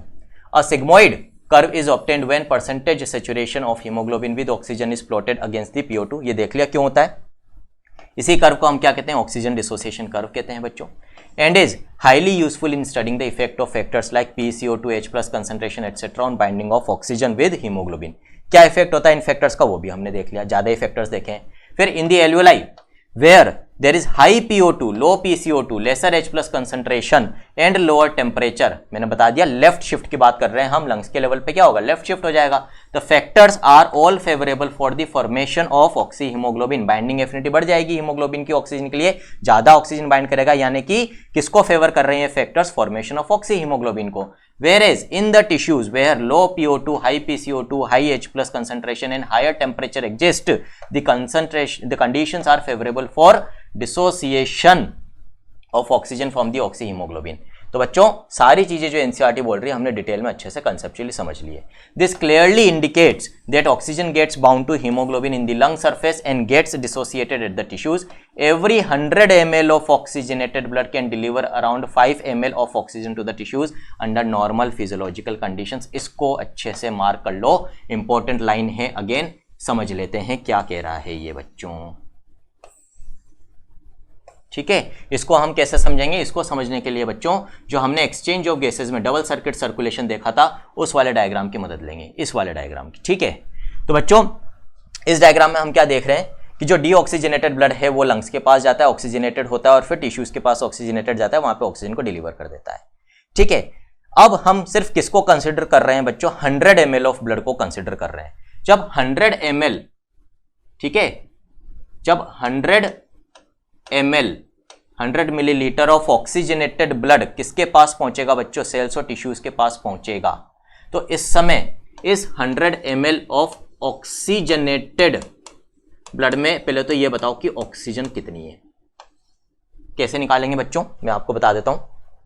बच्चों हमारे 100 ml ऑफ ब्लड में ऑन एन एवरेज कितना हीमोग्लोबिन होता है वो यहां पर लिख लेते हैं। तो हीमोग्लोबिन कंसंट्रेशन की बच्चों यदि हम बात करें हमारे ब्लड में, तो on an average 12 to 16 gram of haemoglobin होता है पर 100 ml ऑफ ब्लड।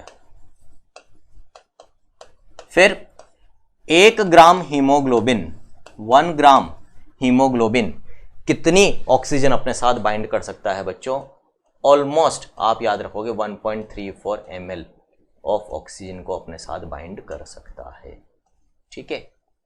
और जब हीमोग्लोबिन 100% सेचुरेट होगा तब की ये बात है ना, 100% सेचुरेशन की बात कर रहे हैं अपन, ठीक है। इसका मतलब क्या है, यदि हम ऑन एन एवरेज बात करें कि भाई मान लो हमारे ब्लड के अंदर 15 ग्राम हीमोग्लोबिन है पर 100 ml और पूरा का पूरा हीमोग्लोबिन सेचुरेट हो गया ऑक्सीजन से, कब होता है, ऑक्सीजनेटेड ब्लड के अंदर। तो उस समय हमारे 100 ml ऑफ ऑक्सीजनेटेड ब्लड में बच्चों कितनी ऑक्सीजन होगी, 100 ml ऑफ ऑक्सीजनेटेड ब्लड में यदि 15 ग्राम हीमोग्लोबिन पूरी तरह से सेचुरेटेड है ऑक्सीजन से और 1 ग्राम हीमोग्लोबिन जब पूरी तरह से सेचुरेट होता है तो 1.34 ml ऑफ ऑक्सीजन को बाइंड कर सकता है। तो 100 ml ऑफ ऑक्सीजनेटेड ब्लड में ऑलमोस्ट 20 मिलीलीटर ऑफ ऑक्सीजन होती है। कितनी होती है बच्चों, 20 ml ऑफ ऑक्सीजन होती है। और जब ये 100 ml of oxygenated blood tissues के पास पहुंचेगा तो ऐसा नहीं कि पूरी की पूरी ऑक्सीजन दे देता है बच्चों, इस 20 ml में से टिश्यूज को नॉर्मल कंडीशंस में जब हम एट रेस्ट है, कोई फिजिकल एक्सरसाइज, कोई हैवी एक्सरसाइज नहीं कर रहे हैं, कितनी ऑक्सीजन डिलीवर करता है बच्चों, 5 ml। और उस लाइन में यही बोला है एनसीईआरटी ने कि each 100 ml of oxygenated blood tissues को कितनी ऑक्सीजन डिलीवर करता है बच्चों, 5 ml ऑफ ऑक्सीजन डिलीवर करता है। इसका मतलब जो डीऑक्सीजनेटेड ब्लड होता है ना बच्चों, इस डीऑक्सीजनेटेड ब्लड के अंदर भी 100 ml ऑफ ब्लड में कितनी ऑक्सीजन है, 15 ml ऑक्सीजन प्रेजेंट है बच्चों अभी भी यहाँ पर 100 ml ऑफ ब्लड के अंदर। ऐसा नहीं कि डीऑक्सीजनेटेड ब्लड में बिल्कुल भी ऑक्सीजन नहीं होती। फिर जब ये डीऑक्सीजनेटेड ब्लड लंग्स के पास जाएगा तो यहाँ पर 5 ml ऑक्सीजन ले लेगा, वापस से कितनी हो गई, 20 हो गई, ठीक है। फिर टिश्यूज के पास आएगा, 5 दे देगा, फिर 15 रह गई। इसका मतलब एट रेस्ट, जब हम रेस्टिंग कंडीशन में होते हैं, ज्यादा कोई हैवी फिजिकल एक्सरसाइज नहीं कर रहे हैं, उस वक्त कितनी परसेंटेज ऑफ ऑक्सीजन ट्रांसपोर्ट करता है हमारा ऑक्सीजनेटेड ब्लड हमारे टिश्यूज को, 25%। 20 में से 5 ml दे रहा है तो कितना परसेंट हुआ, 25%। इसका मतलब गुंजाइश काफ़ी है। जब हम फिजिकल एक्सरसाइज करेंगे हैवी तो ये जो ट्रांसपोर्ट ये बढ़ जाता है बच्चों, 20 में से 10 भी दे सकता है, ज़्यादा भी दे सकता है। तो ये रिजर्व तब काम आता है जब हम हैवी फिजिकल एक्सरसाइज करते हैं। तो ये फिगर्स आपको याद रखने। इसी तरह से CO2 के फिगर्स भी याद रखने बच्चों। ऑक्सीजनेटेड ब्लड में 100 ml ब्लड में 20 ml तो ऑक्सीजन होती है बच्चों। यदि हम CO2 की बात करें तो CO2 कितनी होती है वो भी लिख लेते हैं यहाँ पर, 49 ml CO2 होती है। ये वैल्यू याद रख लो आप। और जब ये टिश्यूज के पास आएगा तो ऑक्सीजन तो दे दी 5 ml, 20 में से 5 दे दी, 15 रह गई। और CO2 ब्लड में आएगी, कितनी आती है बच्चों, 4 ml CO2 आती है 100 ml ब्लड के अंदर। तो जो डीऑक्सीजनेटेड ब्लड है उसमें 15 ml तो ऑक्सीजन होगी बच्चों और 53 ml क्या होगी, कार्बन डाइऑक्साइड होगी पर 100 ml ऑफ ब्लड। फिर जब ये लंग्स के पास जाएगा तो 4 ml कार्बन डाइऑक्साइड लंग्स को दे देगा, फिर से कितनी रहेगी, 49 रहेगी। फिर टिश्यूज के पास आएगा तो 4 ml कार्बन डाइऑक्साइड मिल जाएगी। तो बच्चों ये वैल्यूज भी आपको याद रखनी है, ठीक है। आगे बढ़ते हैं।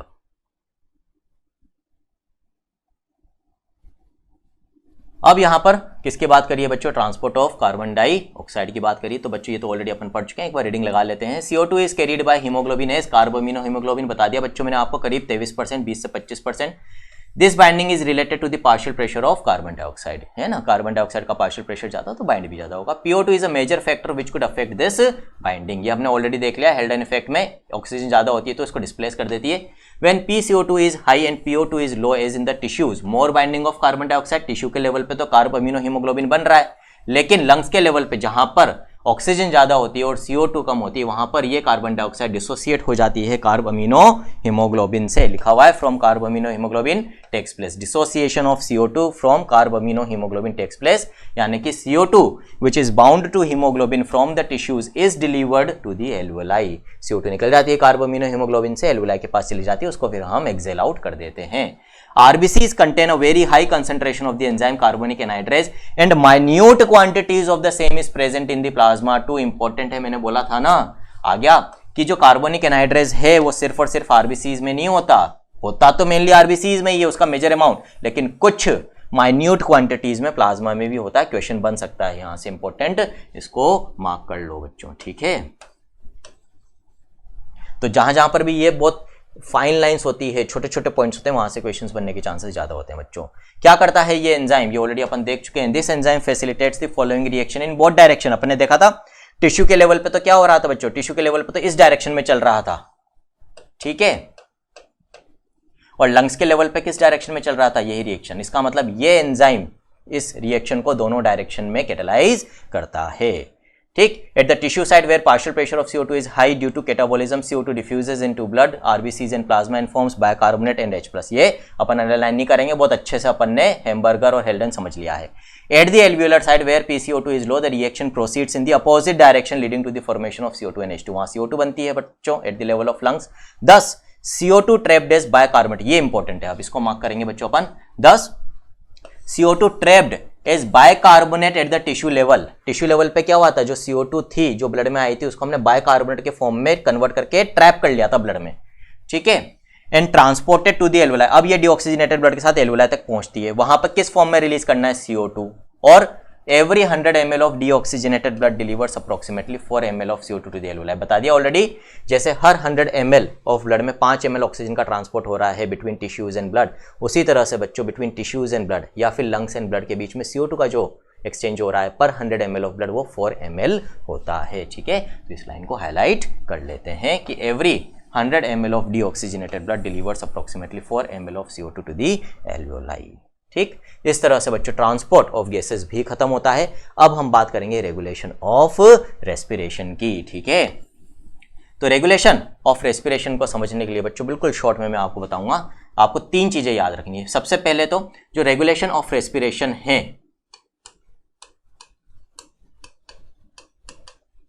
वो हमारे ब्रेन के 2 मेजर पार्ट्स में होता है बच्चों। कौन कौन से, पहला तो पोन्स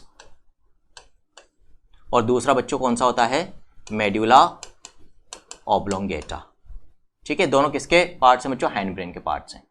जो पोन्स होता है बच्चों इसमें 2 सेंटर्स होते हैं। कौन कौन से होते हैं बच्चों, एक तो होता है न्यूमोटेक्सिक और दूसरा कौन सा होता है बच्चों, एपन्यूस्टिक। न्यूमोटेक्सिक, दूसरा कौन सा होता है, एपन्यूस्टिक। आपको किसका याद रखना है, यहां पर मेनली न्यूमोटेक्सिक का फंक्शन याद रखना है। तो न्यूमोटेक्सिक सेंटर का फंक्शन क्या होता है बच्चों, जो न्यूमोटेक्सिक सेंटर होता है ये न्यूमोटेक्सिक सेंटर क्या करेगा, यहां पर एनसीईआरटी ने लिख रखा है बच्चों, अपन देख लेते हैं यहां पर, ठीक है।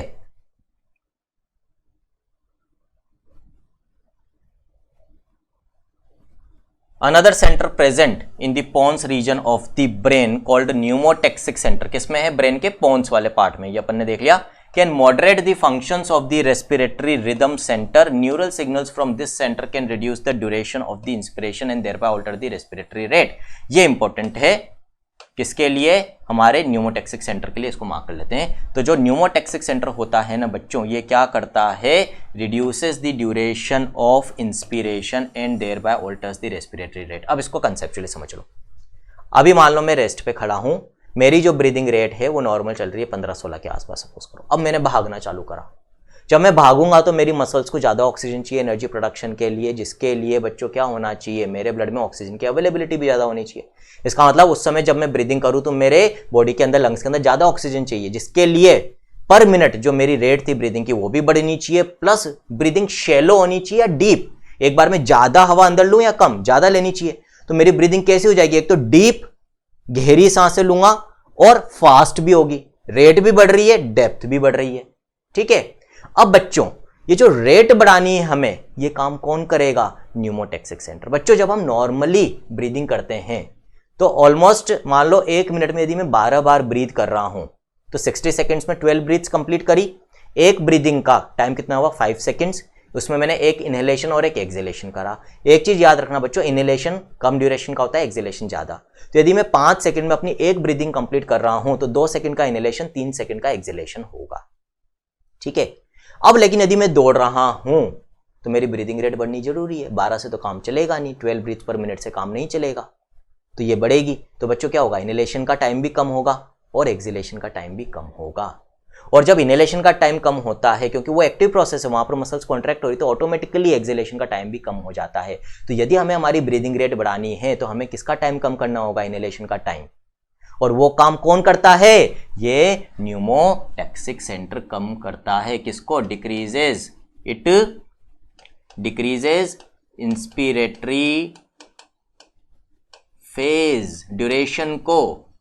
तो नॉर्मल कंडीशन में ये 2 सेकंड के बाद सिग्नल देता है कि भाई 2 सेकंड हो गए इंस्पिरेशन को, अब एक्सपिरेशन चालू कर दो। लेकिन जब भागेंगे तो ये हो सकता है 1 सेकंड के बाद ही सिग्नल दे दे कि भाई अब रुक जाओ, तो ब्रीदिंग रेट जस्ट डबल हो जाएगी। तो न्यूमोटैक्सिक का काम है to increase the rate of breathing और to decrease the duration of inspiration. ये ब्रेक लगाने का काम करता है, it limits the phase of inspiration, ताकि रेट ऑफ ब्रीदिंग बढ़ जाए जब जरूरी है। ठीक है। एपनियोस्टिक इसका जस्ट उल्टा करता है बच्चों, it increases duration of inspiration.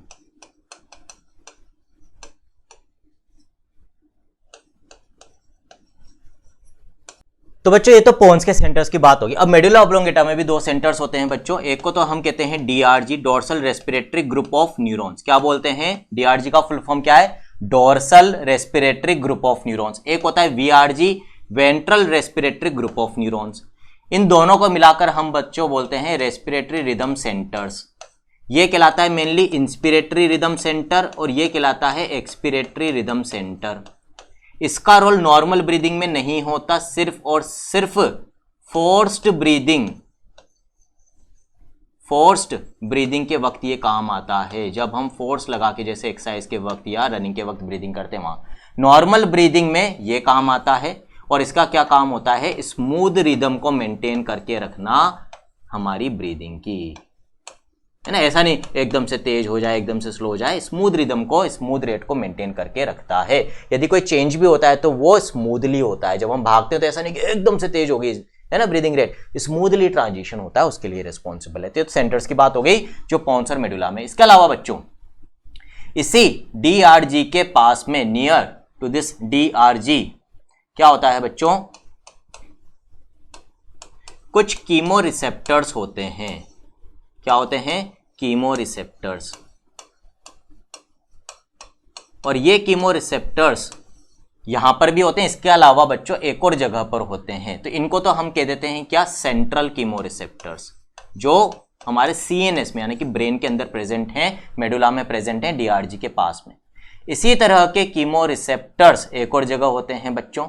वो कहां होते हैं, वो प्रेजेंट होते हैं हमारी कैरोटिड आर्टरी और एओर्टा के अंदर, आर्च ऑफ एओर्टा के अंदर। उनको हम कहते हैं बच्चों पेरिफेरल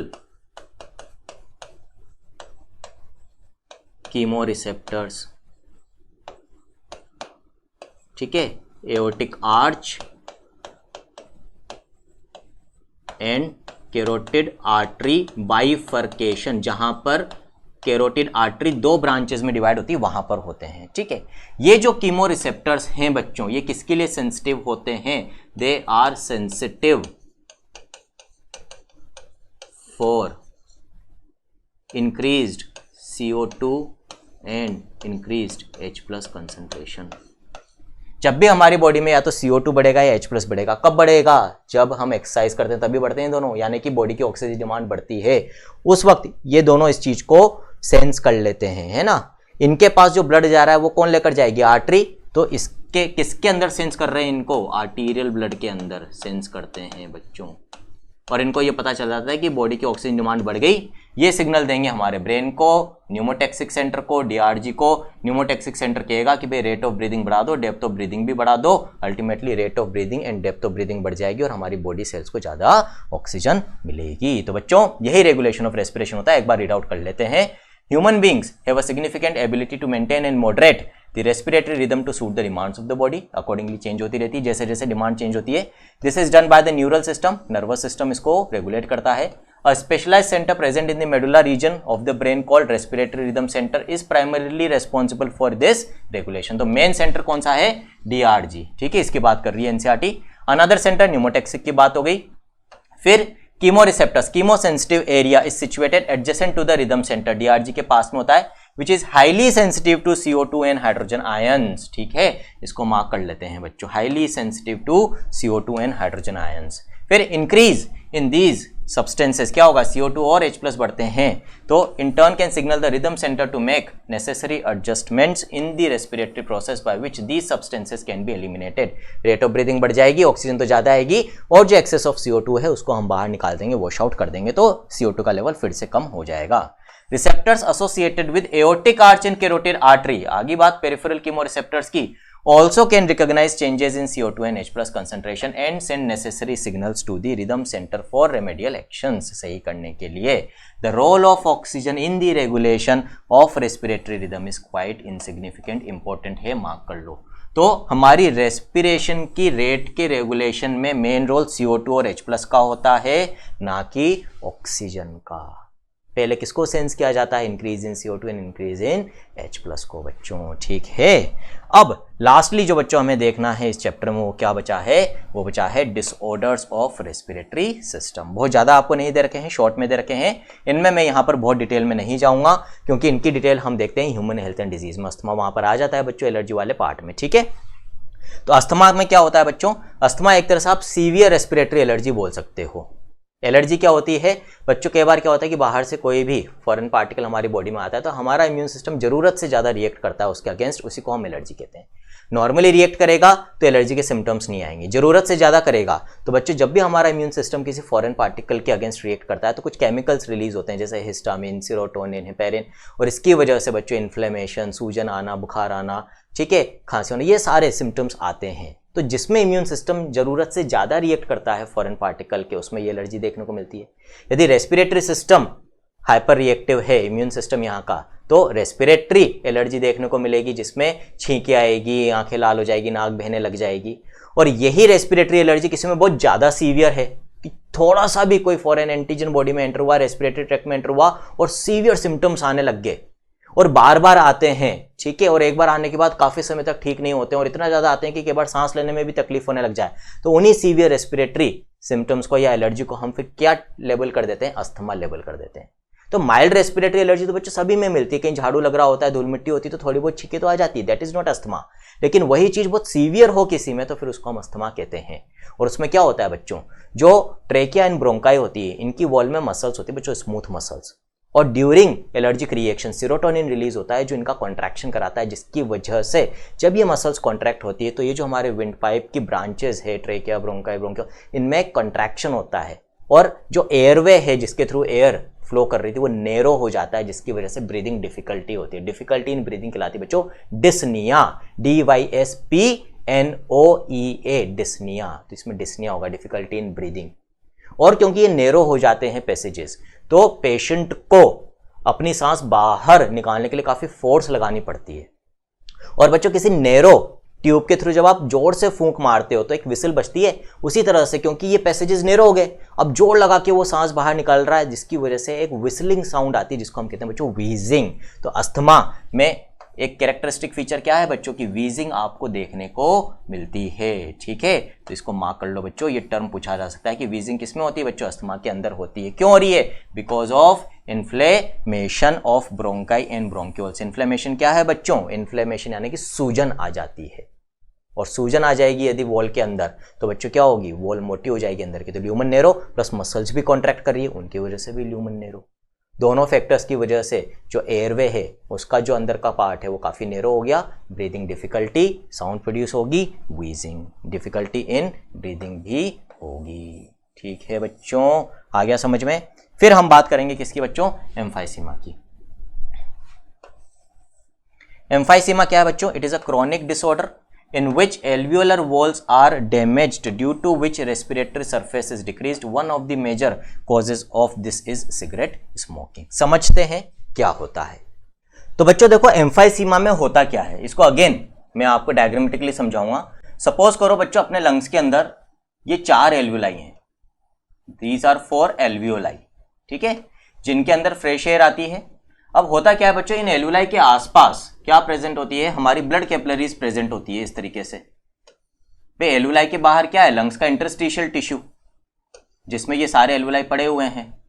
और होता क्या है बच्चों, ये जो कैपिलरीज है ये आसपास नेटवर्क बनाती है इंटरस्टिशियल टिश्यू में, और इन एल्वियोलाई के अंदर जो गैसेस होती है ऑक्सीजन कार्बन डाइऑक्साइड, इनका एक्सचेंजेस ब्लड के साथ होता है, ठीक है। जैसे ऑक्सीजन जो है वो आ जाएगी इन ब्लड कैपिलरीज के अंदर, जो कार्बन डाइऑक्साइड है वो यहाँ से चली जाएगी इन एल्वियोलाई के अंदर, उसको फिर हम बाहर निकाल देते हैं। तो अभी क्या हो रहा है बच्चों, जब तक लंग्स नॉर्मल है, हेल्दी हैं, किसी को एम्फाइसीमा नहीं है, तो इन एल्वियोलाई के बाहर का जो इंटरस्टिशियल टिश्यू है वो भी हेल्दी है, उसमें ये ब्लड कैपिलरीज का नेटवर्क है, और ये जो एल्वियोलाई है इनका पूरा जो सरफेस एरिया है वो गैसियस एक्सचेंज में काम में आ रहा है।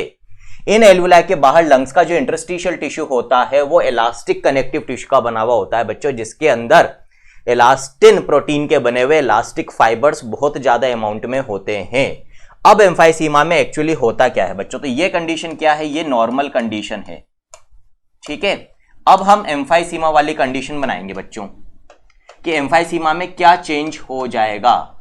तो एम्फाइसीमा के अंदर बच्चों क्या होता है, पहले इसको समझ लो। एनसीईआरटी ने आपको डिटेल में नहीं बताया बच्चों, एनसीईआरटी एक नई नवेली दुल्हन की तरह है, ठीक है, जो कहना तो बहुत कुछ चाहती है लेकिन झिझक के कारण, शर्म के कारण कह नहीं पाती।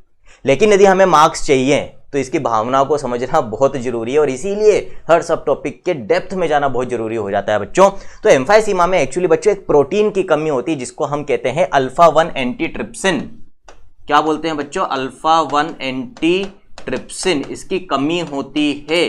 और इसकी कमी के कारण क्या होता है बच्चों, ये जो अल्फा 1 एंटीट्रिप्सिन है एक एंजाइम की एक्टिविटी को कंट्रोल करके रखता है। कौन से एंजाइम की एक्टिविटी को कंट्रोल करके रखता है बच्चों, it controls the activity of elastase enzyme.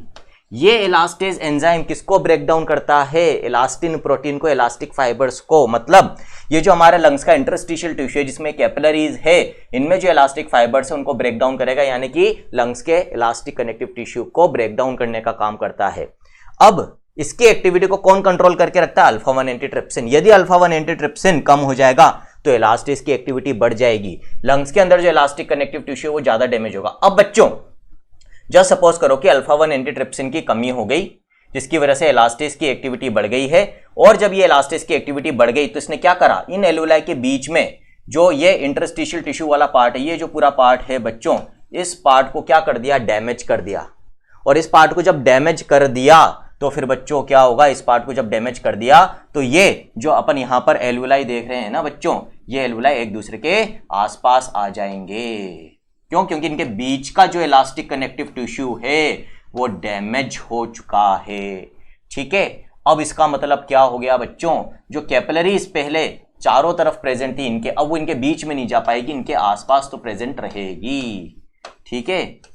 तो अब जो इफेक्टिव सरफेस एरिया है for the exchange of gases बच्चों, वो सिर्फ कितना रह गया, वो सिर्फ इतना रह गया जो मैं ऑरेंज कलर से बना रहा हूं। अब सिर्फ यहीं से एक्सचेंज ऑफ गैस होगा बच्चों, जो बीच का सरफेस एरिया है ये अब एक्सचेंज में काम नहीं आएगा, ठीक है। तो एक तरीके से जो पहले 4 अलग अलग एल्वियोलाई थे उसकी जगह हम कह सकते हैं कि एक सिंगल लार्ज एल्वियोलाई बन गया है, लेकिन overall surface area for the exchange of gases घट गया है। और यही एम्फाइसीमा में होता है कि जो effective surface area for gaseous exchange वो कम हो जाता है, surface area for gaseous exchange कम हो गया तो ऑक्सीजन और CO2 का जो एक्सचेंज है वो कम होगा, ब्लड में ऑक्सीजन की कमी होगी, हाइपोक्सिया होगा, यानी कि टिश्यूज को ऑक्सीजन कम मिलेगी जिसकी वजह से दिक्कत होती है।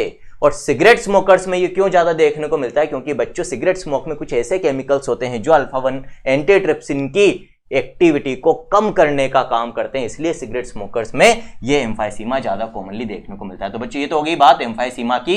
लास्ट डिसऑर्डर की बात कर लेते हैं जो आपको एनसीईआरटी ने बता रखा है, that is occupational lung disorders की बात करिए बच्चों। क्या होते हैं ऑक्यूपेशनल लंग डिसऑर्डर्स, देख लेते हैं। तो बच्चों नाम से पता चल रहा है कि ऑक्यूपेशनल लंग डिसऑर्डर्स या ऑक्यूपेशनल रेस्पिरेटरी डिसऑर्डर्स ऐसे डिसऑर्डर्स जो किसी इंसान के ऑक्यूपेशन की वजह से है, ऐसा काम ठीक है, जिसके अंदर लंग्स को डैमेज हो रहा हो, ऐसा जॉब है, किसी का ऑक्यूपेशन है, तो उसकी वजह से उसको जब कोई लंग डिजीज या डिसऑर्डर होगा तो उसको हम कहेंगे ऑक्यूपेशनल रेस्पिरेटरी डिसऑर्डर। कौन कौन सी इंडस्ट्रीज में देखने को मिलता है बच्चों? तो in certain industries specially those involving grinding और स्टोन ब्रेकिंग, जहां पर इतने छोटे छोटे डस्ट पार्टिकल्स प्रोड्यूस होते हो या इतने छोटे पार्टिकल्स प्रोड्यूस होते हो जो ज्यादा समय तक एयर में सस्पेंडेड रहते हो और सांस लेते वक्त हवा के साथ किसमें चले जाते हो? लंग्स में जाकर डिपॉजिट होंगे। क्योंकि बच्चों फॉरेन सब्सटेंसेस जब भी हमारे बॉडी के किसी भी पार्ट में जाकर अक्यूमुलेट होते हैं तो हमारा इम्यून सिस्टम उनके अगेंस्ट एक इन्फ्लेमेटरी रिएक्शन शो करता है, तो लंग्स में भी करेगा, जिसकी वजह से धीरे धीरे क्या होगा बच्चों?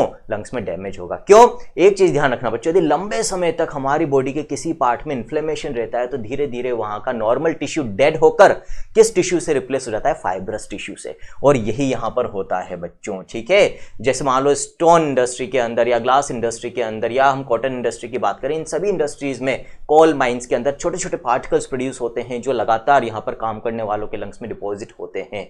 इन्फ्लेमेशन लगातार चलता रहता है लंग्स के अंदर, थोड़ी बहुत खांसी लगातार चलती रहती है। और फिर क्या होता है बच्चों? 5-10 साल तक जब लगातार ये लंग्स के अंदर इन्फ्लेमेशन चलता है तो जो लंग्स का नॉर्मल इलास्टिक कनेक्टिव टिश्यू है उसका कंप्लीट फाइब्रोसिस हो जाता है। लंग्स के अंदर जब फाइब्रोसिस हो जाता है बच्चों तो फाइब्रस टिश्यू एक तरह का डेड टिश्यू आप कह सकते हो, जिसके अंदर इलास्टिसिटी नहीं होती है, तो लंग्स का जो इन्फ्लेशन और डिफ्लेशन चाहिए बच्चों सांस लेने के लिए, फूलना और सिकुड़ना, वो नहीं हो पाएगा। धीरे धीरे ऐसी कंडीशन हो जाती है कि पेशेंट जो टाइडल वॉल्यूम 500 ml थी वो 50 ml तक भी नहीं ले पाता है बच्चों ढंग से, और अल्टीमेटली डेथ हो जाती है। एक बार यदि हो जाए तो फिर कोई क्योर नहीं है, लंग ट्रांसप्लांट ही इसका एकमात्र इलाज बचता है, ठीक है। तो क्या होता है यहाँ पर? So much dust is produced that the defence mechanism of the body can not fully corp with the situation. Long exposure, ऐसा नहीं है कि 2-4 दिन में हो जाएगा बच्चों, 5-10 साल लगते होने में, can give rise to inflammation. क्या हो रहा है यहाँ पर? इन्फ्लेमेशन। अल्टीमेटली उसकी वजह से क्या होगा? Fibrosis, proliferation of fibrous tissues and thus causing serious lung damage. Workers in such industry should wear protective masks. इसको हम और क्या नाम देते हैं बच्चों? न्यूमोकोनियोसिस। अब इसमें अलग अलग इंडस्ट्रीज में अलग अलग नाम दे देते हैं, जैसे बच्चों एस्बेस्टोसिस। यदि एस्बेस्टोस इंडस्ट्री में कोई काम कर रहा है और उसकी वजह से उसको लंग डिसऑर्डर हुआ है, लंग डैमेज हुआ है, तो एस्बेस्टोसिस हम कह देंगे। सिलिकोसिस, यदि ग्लास इंडस्ट्री में, सिलिका इंडस्ट्री में यदि काम कर रहा है और वहां पर उसकी वजह से सिलिकॉन पार्टिकल्स के एक्यूमुलेट होने की वजह से, सिलिका के एक्यूमुलेट होने की वजह से अल्टीमेटली लंग डैमेज हुए हैं तो सिलिकोसिस कह देंगे, ठीक है। तो बच्चों इस तरह से हमने कंप्लीट एनसीईआरटी कवर कर ली है और साथ में जो बाहर से पूछा जा सकता है वो भी मैंने कवर कर लिया है। इससे ज्यादा कुछ नहीं पूछा जाता ब्रीदिंग में। 2-3 चीजें और बता देता हूं जो रेयरेस्ट ऑफ रेयर चांस है कि हाँ कि भाई वो भी आ सकती है, तो वो भी अपन कवर कर लेते हैं। एक तो बच्चों आपसे पूछा जाता है कार्बन मोनोऑक्साइड पॉइजनिंग, ठीक है। कार्बन मोनोऑक्साइड पॉइजनिंग क्या होती है बच्चों? जब भी हम हाइड्रोकार्बन वाले फ्यूल्स को बर्न करते हैं और इनकम्प्लीट कंबशन होता है, मान लो से वुड का या कोल का इनकम्प्लीट कंबशन होता है, तो जो स्मोक प्रोड्यूस होती है उसके अंदर कार्बन मोनोऑक्साइड गैस भी काफी मात्रा में होती है। और इस गैस को यदि हम इनहेल करते हैं बच्चों तो इस कार्बन मोनोऑक्साइड की, अब यहां पर क्वेश्चन क्या बनता है, इसकी करीब 200 to 250 times more affinity than oxygen होती है to bind with haemoglobin. Haemoglobin के साथ ये ऑक्सीजन से ज्यादा एफिनिटी के साथ बाइंड करता है, वो भी 200 to 250 टाइम्स। मतलब यदि हीमोग्लोबिन के पास ऑक्सीजन और कार्बन मोनोऑक्साइड के साथ जुड़ने का ऑप्शन होगा तो वो कार्बन मोनोऑक्साइड के साथ जुड़ेगा, और जो कार्बन मोनोऑक्साइड है forms stable complex with haemoglobin, जिसको बच्चों हम कहते हैं कार्बोक्सी हीमोग्लोबिन। एक बार जब ये जुड़ जाता है बच्चों, इसको अपन सेपरेट कर देते हैं यहां से, तो जब ये एक बार जुड़ जाता है हीमोग्लोबिन के साथ तो एक इतना स्टेबल कॉम्प्लेक्स बना देता है जहां से फिर कार्बन मोनोऑक्साइड को हटाना बहुत मुश्किल है, और इसे हम कार्बन मोनोऑक्साइड पॉइजनिंग कहते हैं, जिसकी वजह से अगेन डेथ हो सकती है बच्चों। कॉम्प्लेक्स क्या कहलाता है? Carboxy haemoglobin. याद रखना बच्चों, कार्बन डाइऑक्साइड जब जुड़ती है हीमोग्लोबिन से तो अमीनो हीमोग्लोबिन था, कार्बन मोनोऑक्साइड जुड़ती तो कार्बोक्सी हीमोग्लोबिन होता है। एक आपसे पूछा जाता है बच्चों, कई बार रेयर चांस है बट पूछा जा सकता है, P50 वैल्यू क्या होती है भाई? तो P50 वैल्यू क्या है बच्चों? Partial pressure of oxygen when, या जिस पर हीमोग्लोबिन इज 50% सैचुरेटेड, वो पार्शियल प्रेशर ऑक्सीजन का जिस पर हीमोग्लोबिन 50% सैचुरेट हो जाता है। कितना होता है बच्चों P50 वैल्यू? करीब 27। आप राउंड फिगर में याद रख लो, एग्जैक्ट वैल्यू याद रखने की जरूरत नहीं है, बहुत ज्यादा क्लोज ऑप्शन नहीं आते। करीब 27 millimetre mercury partial pressure of oxygen पे P50 वैल्यू अटेन हो जाती है, 50% सैचुरेशन ऑफ हीमोग्लोबिन हो जाता है बच्चों। लास्ट जो मैं मेरी तरफ से बताना चाहता हूं वो है बच्चों लेरिंग्स। लेरिंग्स अपन ने ऑलरेडी देखा था, अपने विंड पाइप का इनिशियल पार्ट होता है, कार्टिलेज का बना होता है जिसको वॉइस बॉक्स भी कहते हैं। इसमें बच्चों टोटल 9 कार्टिलेजेस होती है। पूछा जा सकता है कि एक बार नाम पूछ लेते हैं आपसे। ये जो 9 कार्टिलेजेस होती है बच्चों, इनमें 3 अनपेयर्ड होती है। अनपेयर्ड का मतलब सिंगल सिंगल होती है, एक एक होती है। कौन कौन सी होती है बच्चों इनमें? एक तो होती है थायराइड कार्टिलेज, एक होती है बच्चों क्रिकोइड। बच्चों ध्यान रखना, थायराइड कार्टिलेज अलग है और थायराइड ग्लैंड अलग है, ठीक है। और तीसरी होती है बच्चों एपिग्लोटिस। एपिग्लोटिस जो अपन ने देखा था, जो ओपनिंग ऑफ लेरिंग्स को कवर करता है ग्लोटिस को at the time of swallowing, वो भी इसका लेरिंग्स का ही पार्ट माना जाता है। और 3 कार्टिलेज कैसी होती है बच्चों? 3 कार्टिलेज होती है पेयर्ड, ठीक है, यानी 2-2 होती है। तो 3 तो अनपेयर्ड, 3 ही हो गई, 3 पेयर्ड हो गई, इसका मतलब टोटल मिला के 9 कार्टिलेजेस हो गई बच्चों। कौन कौन सी होती है बच्चों? पहली तो होती है एरेटिनोइड, एरेटिनोइड कार्टिलेज 2 होगी। दूसरी होती है बच्चों क्यूनिफॉर्म, क्यूनिफॉर्म। और तीसरी होती है बच्चों कॉर्निक्यूलेट, कॉर्निक्यूलेट, ठीक है। इस तरह से टोटल मिला के 9 कार्टिलेजेस लेरिंग्स के अंदर होती है। तो this completes breathing and exchange of gases. बच्चों आपको लगा होगा कि भाई सर ने 3 पार्ट्स में पढ़ाया है, बट यदि आप 340 प्लस मार्क्स को टारगेट कर रहे हो बच्चों तो इतना पढ़ना जरूरी है, ठीक है। तो हमारी कोशिश ये है कि जल्दी भागकर यदि हम सब कुछ खत्म कर देंगे बच्चों और उससे कुछ गेन नहीं होगा तो कोई फायदा नहीं है। कोशिश यही है कि कम से कम पार्ट्स में, लेकिन जितना आपको जरूरी है वो सब आपको डिलीवर किया जाए, ठीक बच्चों। एक और चीज, आप पीडीएफ के बारे में बात कर रहे हैं कि सर पीडीएफ हमें कहां कब कैसे मिलेगी, तो ऑलरेडी मैंने बताया था बच्चों आपको, ये जो मार्क्ड पीडीएफ है यही सरल ऐप पर मिल जाएगी। लेकिन कब मिलेगी बच्चों? जब एक चैप्टर कंप्लीट हो जाएगा तब उसकी पीडीएफ मिलेगी। बीच में कैसे देंगे बच्चों? जब मैं मार्क करूंगा तभी तो आपको मिलेगी। अब जैसे आज ये चैप्टर कंप्लीट हो गया है तो अब आज आपको इसकी मार्क पीडीएफ ई सरल ऐप पर मिल जाएगी। उसके लिए आपको ऐप डाउनलोड करनी पड़ेगी, ठीक है बच्चों। इसके बाद अब हमने जो पढ़ा है वो सही पढ़ा है या नहीं पढ़ा है उसको भी टेस्ट कर लेते हैं बच्चों। और उसको टेस्ट करने के लिए हम पिछले कुछ सालों के क्वेश्चंस देख लेते हैं जो नीट में आए हैं इस चैप्टर से, ठीक है। सबसे पहले 2018 के क्वेश्चन की बात कर लेते हैं बच्चों। Which of the following options correctly represents the lung conditions in asthma and emphysema? Asthma और एम्फाइसीमा रेस्पेक्टिवली पूछा है बच्चों, तो हमें ऐसा ऑप्शन देखना है जिसमें पहले अस्थमा की कंडीशन से बताइए और एम्फाइसीमा की फिर उसके बाद बताई है। पहला option increase respiratory surface inflammation of bronchioles, नहीं, ठीक है। Increase number of bronchioles, increase गलत है बच्चों। अब अस्थमा में इन्फ्लेमेशन ऑफ ब्रोंकियोल्स, ठीक है ये, और एम्फाइसीमा में डिक्रीज्ड रेस्पिरेटरी सरफेस, ठीक है। लेकिन मैं हमेशा कहता हूं कि चारों ऑप्शंस चेक करने के बाद ही हम आंसर मार्क करेंगे बच्चों। डिक्रीज्ड रेस्पिरेटरी सरफेस अस्थमा में नहीं होता, यहां तो इन्फ्लेमेशन होता है बच्चों, मेनली एलर्जिक सिम्टम्स आते हैं। इन्फ्लेमेशन ऑफ ब्रोंकियोल्स अस्थमा का, तो यहां उल्टा कर दिया इन्होंने। सही ऑप्शन कौन सा है बच्चों? Third will be the answer, बहुत इजीली हो गया। Second, match the items given in column 1 with those in column second and select the correct option given below. हमें मैच करना है और जहां पर सही मैचिंग है वो वाला ऑप्शन देखना है। टाइडल वॉल्यूम कितनी होती है बच्चों? करीब इतनी हो जाएगी। इंस्पिरेटरी रिजर्व वॉल्यूम कितनी होती है बच्चों? करीब 2500 से 3000 हो जाएगी। एक्सपिरेटरी रिजर्व वॉल्यूम कितनी होती है बच्चों? 1000 से 1100 हो जाएगी। और रेजिडुअल वॉल्यूम कितनी होती है बच्चों? 1100 से 1200 हो जाएगी। तो टाइडल वॉल्यूम कितनी होनी चाहिए? थर्ड होना चाहिए। तो 2 ही ऑप्शन रह गए, सेकंड और थर्ड में ही है बच्चों, थर्ड। अब आगे चेक कर लेते हैं। इंस्पिरेटरी रिजर्व वॉल्यूम 2500 होनी चाहिए, तो ये रह गया ऑप्शन हमारे पास। अब इसको हमें सिर्फ चेक करना है बाकी का। सी में क्या होना चाहिए? एक्सपिरेटरी रिजर्व वॉल्यूम फोर्थ, सही है। और डी में क्या होना चाहिए? रेजिडुअल वॉल्यूम सेकंड, सही है। This will be the answer. इस तरह से बच्चों क्वेश्चंस को अप्रोच किया जाता है। बायोलॉजी में 30 मिनट में आप आसानी से 90 क्वेश्चंस कर सकते हो बच्चों। हमारे समय तो 100 क्वेश्चंस आते थे, ठीक है। टोटल 200 क्वेश्चन आते थे नीट के अंदर, टाइम इतना ही होता था 3 घंटे, तो भी टाइम बच जाता था।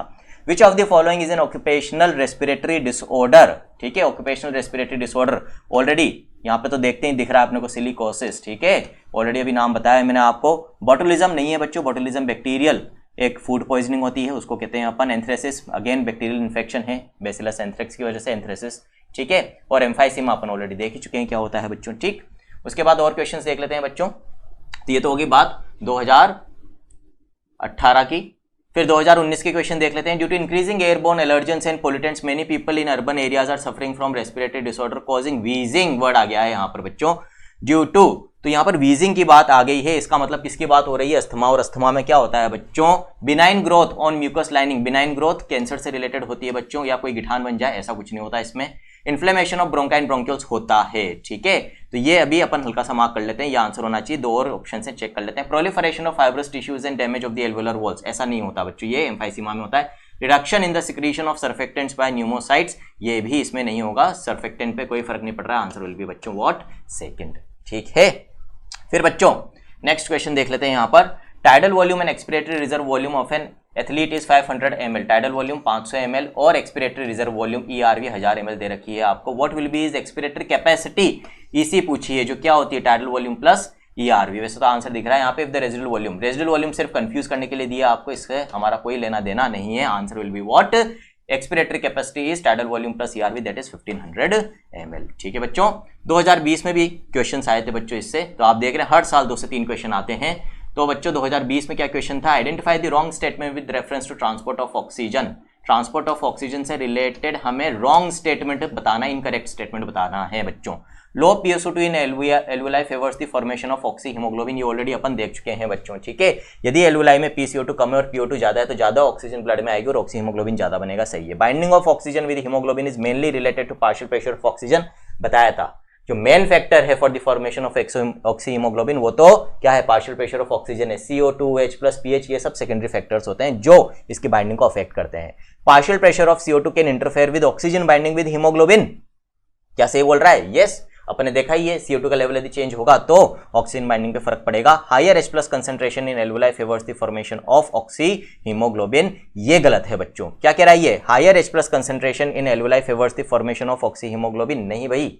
यदि हायर H+ कंसंट्रेशन है इसका मतलब क्या है, CO2 भी ज्यादा है और CO2 ज्यादा है तो बच्चों वहां पर ऑक्सी हीमोग्लोबिन रिलेटिवली कम बनेगा, ठीक है। तो answer will be what, it will be fourth. आगे बच्चों बात समझ में, ठीक है। वैसे भी बच्चों एल्वुलाई के अंदर तो H+ कंसंट्रेशन की बात ही नहीं होगी, हाँ लंग्स के लेवल पे ब्लड में भी यदि अपन बात करें तो भी ये ऑप्शन क्या है बच्चों, गलत है, ठीक है।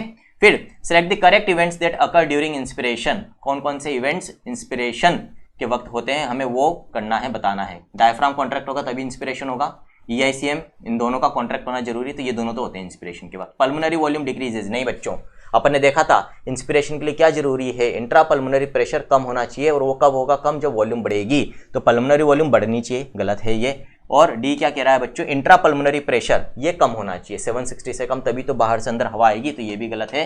तो ए और बी सही है इंस्पिरेशन के लिए, देख लेते हैं किसमें है सेकंड में, तो आंसर विल बी व्हाट बच्चों, सेकंड, ठीक है। अब आज के लेक्चर को खत्म करने के पहले बच्चों एक और छोटी मोटी बात कर लेते हैं जो एनसीईआरटी ने मेंशन नहीं करी है। एक तो सर्फेक्टेंट, ठीक है, सर्फेक्टेंट की बात वैसे बायोमोलिक्यूल्स के अंदर हो जाती है बच्चों। बायोमोलिक्यूल्स में आप एक कंपाउंड पढ़ते हो लिपिड्स के अंदर, कंपाउंड लिपिड्स में लेसिथिन, ठीक है, एक तरह का फॉस्फोलिपिड होता है बच्चों, फॉस्फेटिडाइल कोलिन इसको हम कहते हैं। ये क्या करता है बच्चों, हमारे जो एल्वुलाई हैं उसके बाहर एक लेयर बना लेता है। क्यों बनाता है बच्चों, होता क्या है, हमारे एल्वुलाई का जो आउटर सरफेस होता है मॉइस्ट होता है, यानी कि पानी की फिल्म होती है उसके ऊपर।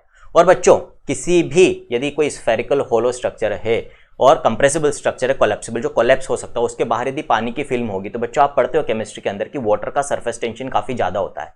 तो यदि एल्वुलाई के बाहर पानी की फिल्म होगी तो वो पानी क्या करेगा, अपना सरफेस टेंशन अप्लाई करेगा, जिसकी वजह से एल्वुलाई की टेंडेंसी कोलैप्स होने की होगी, पिचकने की होगी। पिचक जाएंगे तो फिर हवा कैसे भरेगी, तो ये एल्वुलाई कोलैप्स नहीं हो, इसीलिए भगवान ने क्या करा है बच्चों, अपने एल्वुलाई की ही वॉल में जो सेल्स होती है उनमें से कुछ सेल्स क्या रिलीज करती है बच्चों, ये फॉस्फोलिपिड लेसिथिन, और इसकी एक लेयर बन जाती है कहां पर, between the outer surface of alveoli and the film of layer of water, जिसकी वजह से वाटर का सरफेस टेंशन इनके सरफेस पे अप्लाई नहीं होता और हमारे एल्वुलाई कोलैप्स नहीं होते। This is the role of surfactant, ठीक है। बिफोर बर्थ बन जाता है, जब inside the uterus of the mother जो डेवलपिंग फीटस है वो करीब 8 महीने का हो जाता है, उसके बाद ये सर्फेक्टेंट बन जाता है बच्चों, ठीक है। तो एक तो सर्फेक्टेंट के ऊपर क्वेश्चन आपसे पूछा जा सकता है, रेयर चांस है, बायोमोलिक्यूल्स में वैसे कवर हो जाता है, तो वो भी अपन ने यहाँ पर देख लिया है बच्चों, ठीक है। इसके अलावा तो ऑलरेडी अपन ने ऑलमोस्ट सभी चीज़ें बच्चों कवर कर ली है, मेरे हिसाब से कुछ नहीं बचा है। फिर भी आपको कोई क्वेरी हो बच्चों तो आप ई सरल ऐप के ऊपर जो पूरा चैप्टर है उसको देख सकते हैं, वहां पर और भी ज़्यादा डिटेल में और तरीके से with the help of animations, visualisations, बहुत ही मतलब वो तो अलग ही दुनिया है बच्चों, ठीक है। तो यहाँ पर फिर भी एक कुछ लिमिटेशंस आ जाती है, बट वहाँ पे कोई लिमिटेशन नहीं होती। वहाँ से एक बार यदि हमने पढ़ लिया तो फिर कुछ भी नहीं बचता है बच्चों ब्रीदिंग एंड एक्सचेंज में। और 360 में से 360 का स्कोर भी दूर नहीं है बायोलॉजी में, ठीक है। तो इस तरह से पीडीएफ आपको मिल जाएगी। नेक्स्ट कल आपको कौन सा चैप्टर स्टार्ट कर रहे हैं बच्चों, हम डाइजेशन एंड एब्जॉर्प्शन, 2 पार्ट्स में खत्म हो जाएगा। और उसके बाद बच्चों 12th का चैप्टर होगा रिप्रोडक्शन इन ऑर्गेनिजम्स। तो बच्चों लगे रहो पढ़ाई में, जितनी मेहनत करोगे उतने ही ऊंचाई पर पहुंचेगे, उतना ही बड़ा लक्ष्य हासिल कर पाओगे। All the best from the entire eSaral team. Good bye.